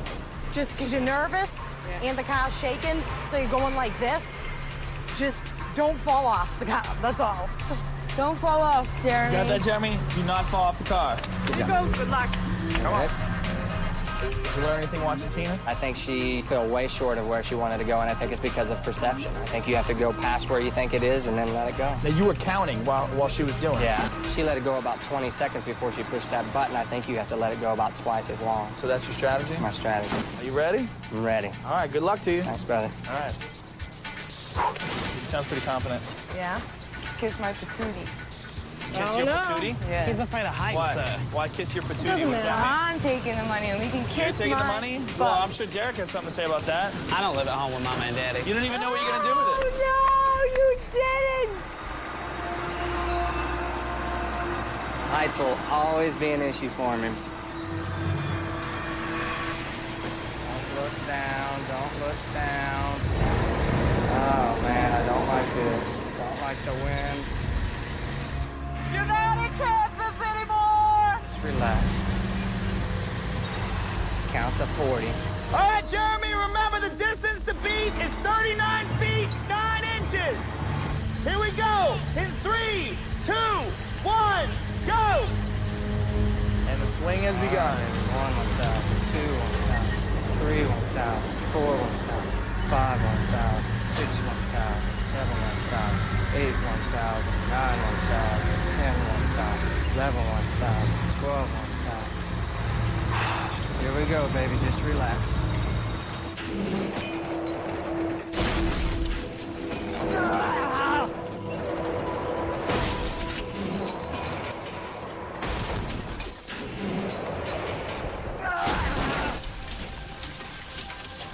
Ah, God. Good job. Woo! Damn. When you're nervous, I think that heightens your senses a little bit, and I dropped it premature. Tina, that is very similar to the way yours landed. It is. Oh, Drew, no nervous. All right, no one's killing me. What do you think, Jeremy? I think she's close. You think so? You are incorrect, sir. You got 34 feet, 10 inches, and yours was 39 feet, 9 inches. So close. All right, it was very nice meeting you. Thank you, We gotta Joe. send you packing. Thank you. All right. Take bye. care. I've only lost maybe 4 times in my life, and this would have to make 5. And that's tough on my ego. Derek, this is it. I'm ready. It's your turn. Time to get I'm ready. pretty. Wish him luck. Good luck. No. We're all friends What here. am I going to wish him luck? And when I know he's going to go a hell of a lot later than I did? That's think not, so? Yeah, that's not luck. That's just knowing. Let's go.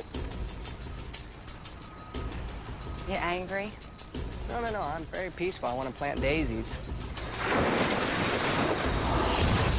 This is my second chance. It's right here in my heart.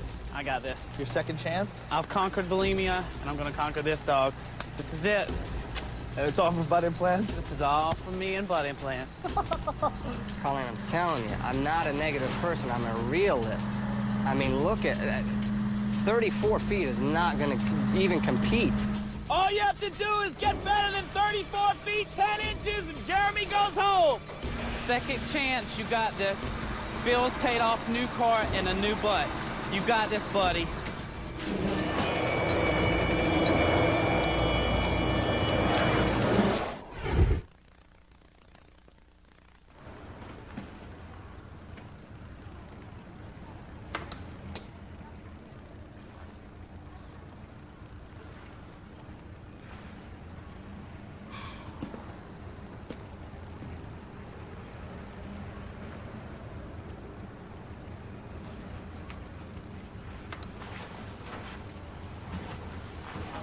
Smoking marijuana impairs your judgment. It's more harmful than we all thought. For me, it's gotta be real. You can't fake the taste of food grilled over an open fire. Original Western Whopper is back. Crispy bacon and cheddar cheese with bullseye barbecue sauce. Hurry, this offer ends soon. Of all the rotten luck, damned to spend eternity pushing a boulder up a hill. Oh, it's enough to send a bloke mad. What? Hello? Oh, now I'm hearing voices. Oh, Sisyphus, you've hit rock bottom. What you need is Red Bull, stimulation for body and mind. So, Sisyphus, feeling a little bolder? You bet. Suddenly eternity isn't long enough. Way. Red Bull gives you wings. Oh, Sisyphus. They all look so good. I can only choose one. Yeah, but it's not a life-altering decision. Introducing KFC Boneless Honey Barbecue Wings. Now get 7 pieces for $2.99 or 20 pieces for $7.99. Sure, you'll be very happy to get it. All right, I'll put this as simply as I can. We killed the planet. How do we fix it? We go to the center of the Earth and restart its core with 1,000 megatons of nuclear weapons. What are you, crazy? We'll know soon enough. On March 28th. We're going in. The only way out is in. The Core, rated PG-13. In theaters everywhere March 28th. An all-new Third Watch is coming up next on NBC. Must-see TV Thursday, don't go anywhere. Where you going, Joe? After Friends, it's an eye-opening all-new Scrubs. Justin's still breastfeeding. And Rick Schroeder returns for a little lovin'. Then a Will and Grace we can't tell you about. Come on, give us something. Okay, in short, It's madness. plus Fran Drescher returns on an all-new Good Morning Miami. You must be some kind of an idiot. That hurts mostly because of your voice. It all starts with Friends Must-See TV Thursday. Millions of people have one thing in common. They choose one company time and time again.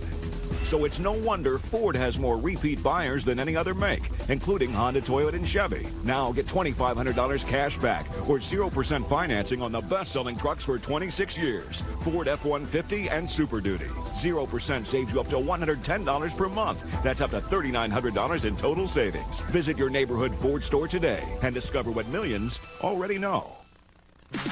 Call Bally at 1-800-FITNESS today and change your world.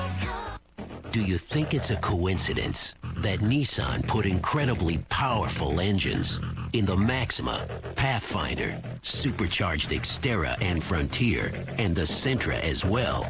A powerful coincidence or just a nasty habit? Now, during the Get in Gear sales event, get 0.9 financing and up to $1,000 cash back on most new Nissans. Powerful. Looking a lot like rain. We going to get any rain? Forecast at 11.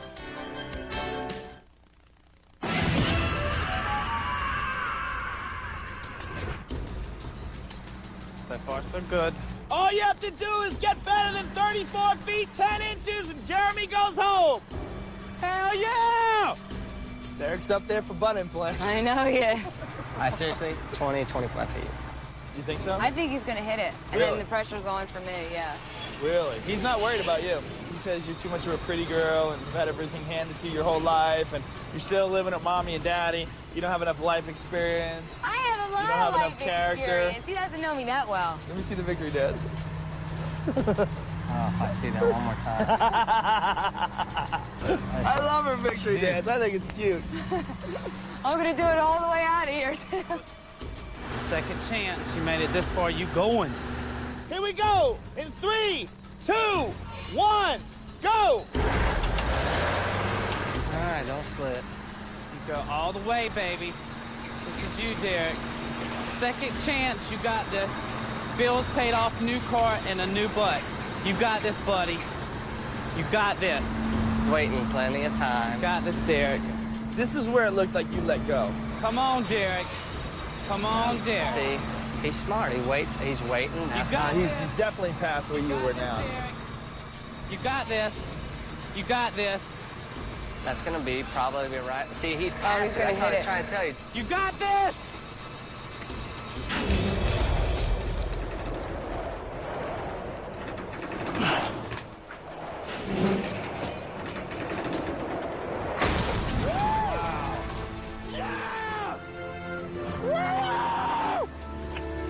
He definitely has this. Yeah! I told you he was going to hit it on.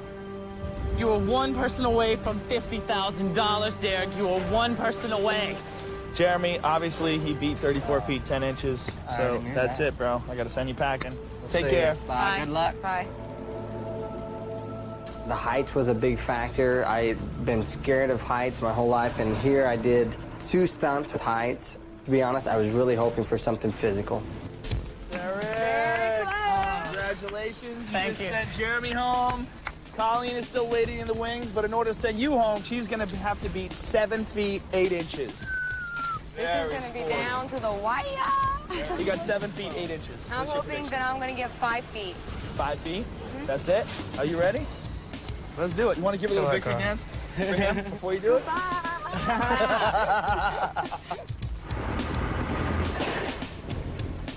All right, Colleen, this is your moment of truth. Yes, it is. How are you feeling? Feeling very nervous because the pressure's on. So. Pressure's on. You feeling that? Yes, I'm feeling it. I'm feeling that I have to hit the mark or I'm not going to win. What is your strategy? To count. I'm going to be counting. He dropped it at 65. I'm hoping to drop it around 63. She's going to count. And she said at 65, that's when you let go, so she's going to let go at 63. That's her strategy. I hope she can't count. Do or die. She says that her goal of getting the money and buying a new car and moving out of the house and giving some of the money to pets and some of the money to the church, that's her idea. She says that's a far more worthy goal than your goal of butt implants. Excuse me. Did you have a sneeze there? Yes. Is that what that was? I'm a little unsteady. I'm ready to go. All right, Colleen, remember the distance to beat is 7 feet, 8 inches. Gotta be Here we 7 go. feet. In 3, 2, 1, go. All right, 1, 2, 3, 4, 5, 6, 7, 8, 9, 10, 11, 12. She's wiggling a lot. She might fall off before she even gets there. 24, 25. I gotta say, it's so hard to beat. You are so on the money. 39. The odds are you're gonna win it. 32, 33, 34, 35, 36, 37, 38, 39, 40, 41, 42, 43, 44, 45, 46. I think I should drop it soon. She's way past where you were. Now.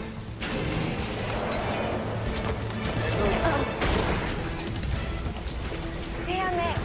Derek, congratulations! Oh, God! Thank you, God! You walked the beam, you walked on broken glass, you got the closest to the target. You are our Fear Factor $50,000 champion.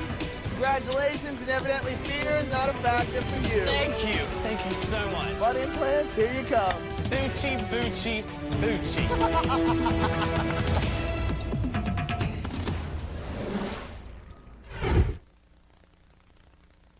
Stay tuned for scenes from the next all-new Fear Factor on NBC.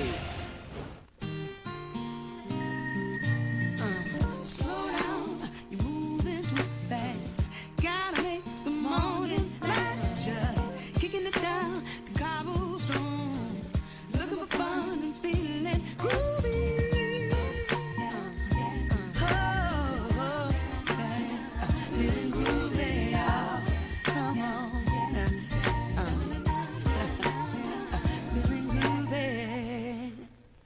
What's that? Mandarin chicken salad. Is it good? It's fabulous. Very fresh, very crunchy. What's that? It's a chicken BLT salad. Good? Yeah, and it's so big, I think I'm gonna have to take some home. You know, two guys talking about salads. Kind of, you know. Grow up, man. Wendy's 4 garden sensations are so fresh and delicious that people who never ate salads are eating salads. Sorry. Wendy's, it's better here. And our pickup window is open till midnight or later, so you can eat great, even late. 1, 2, 3. 3's a crowd, 3's a party. 3. Yeah, 3 a.m. I'm 3 for 3. Pass it to me. Introduce yourself to Bacardi Silver 03 Premium Malt Beverage. As much fun as you can have with orange. Keep 5% alcohol by volume. Your night just got more interesting. Sorry to bother you, my car broke down. Can I use your phone? Come in. I've just got one little rule of this house, though. Oh, really? What's that? You've got to dial 10-10-220. Yeah, I know. Because I'm I... not going to sign up for anything. I'm a free spirit. Okay. And besides, it's so cheap. 99 cents for all calls up to 20 minutes. Yeah, thank you. Oh, don't thank me. Thank that cute baseball player that's on TV. Dial 1010-220, then 1 and the number.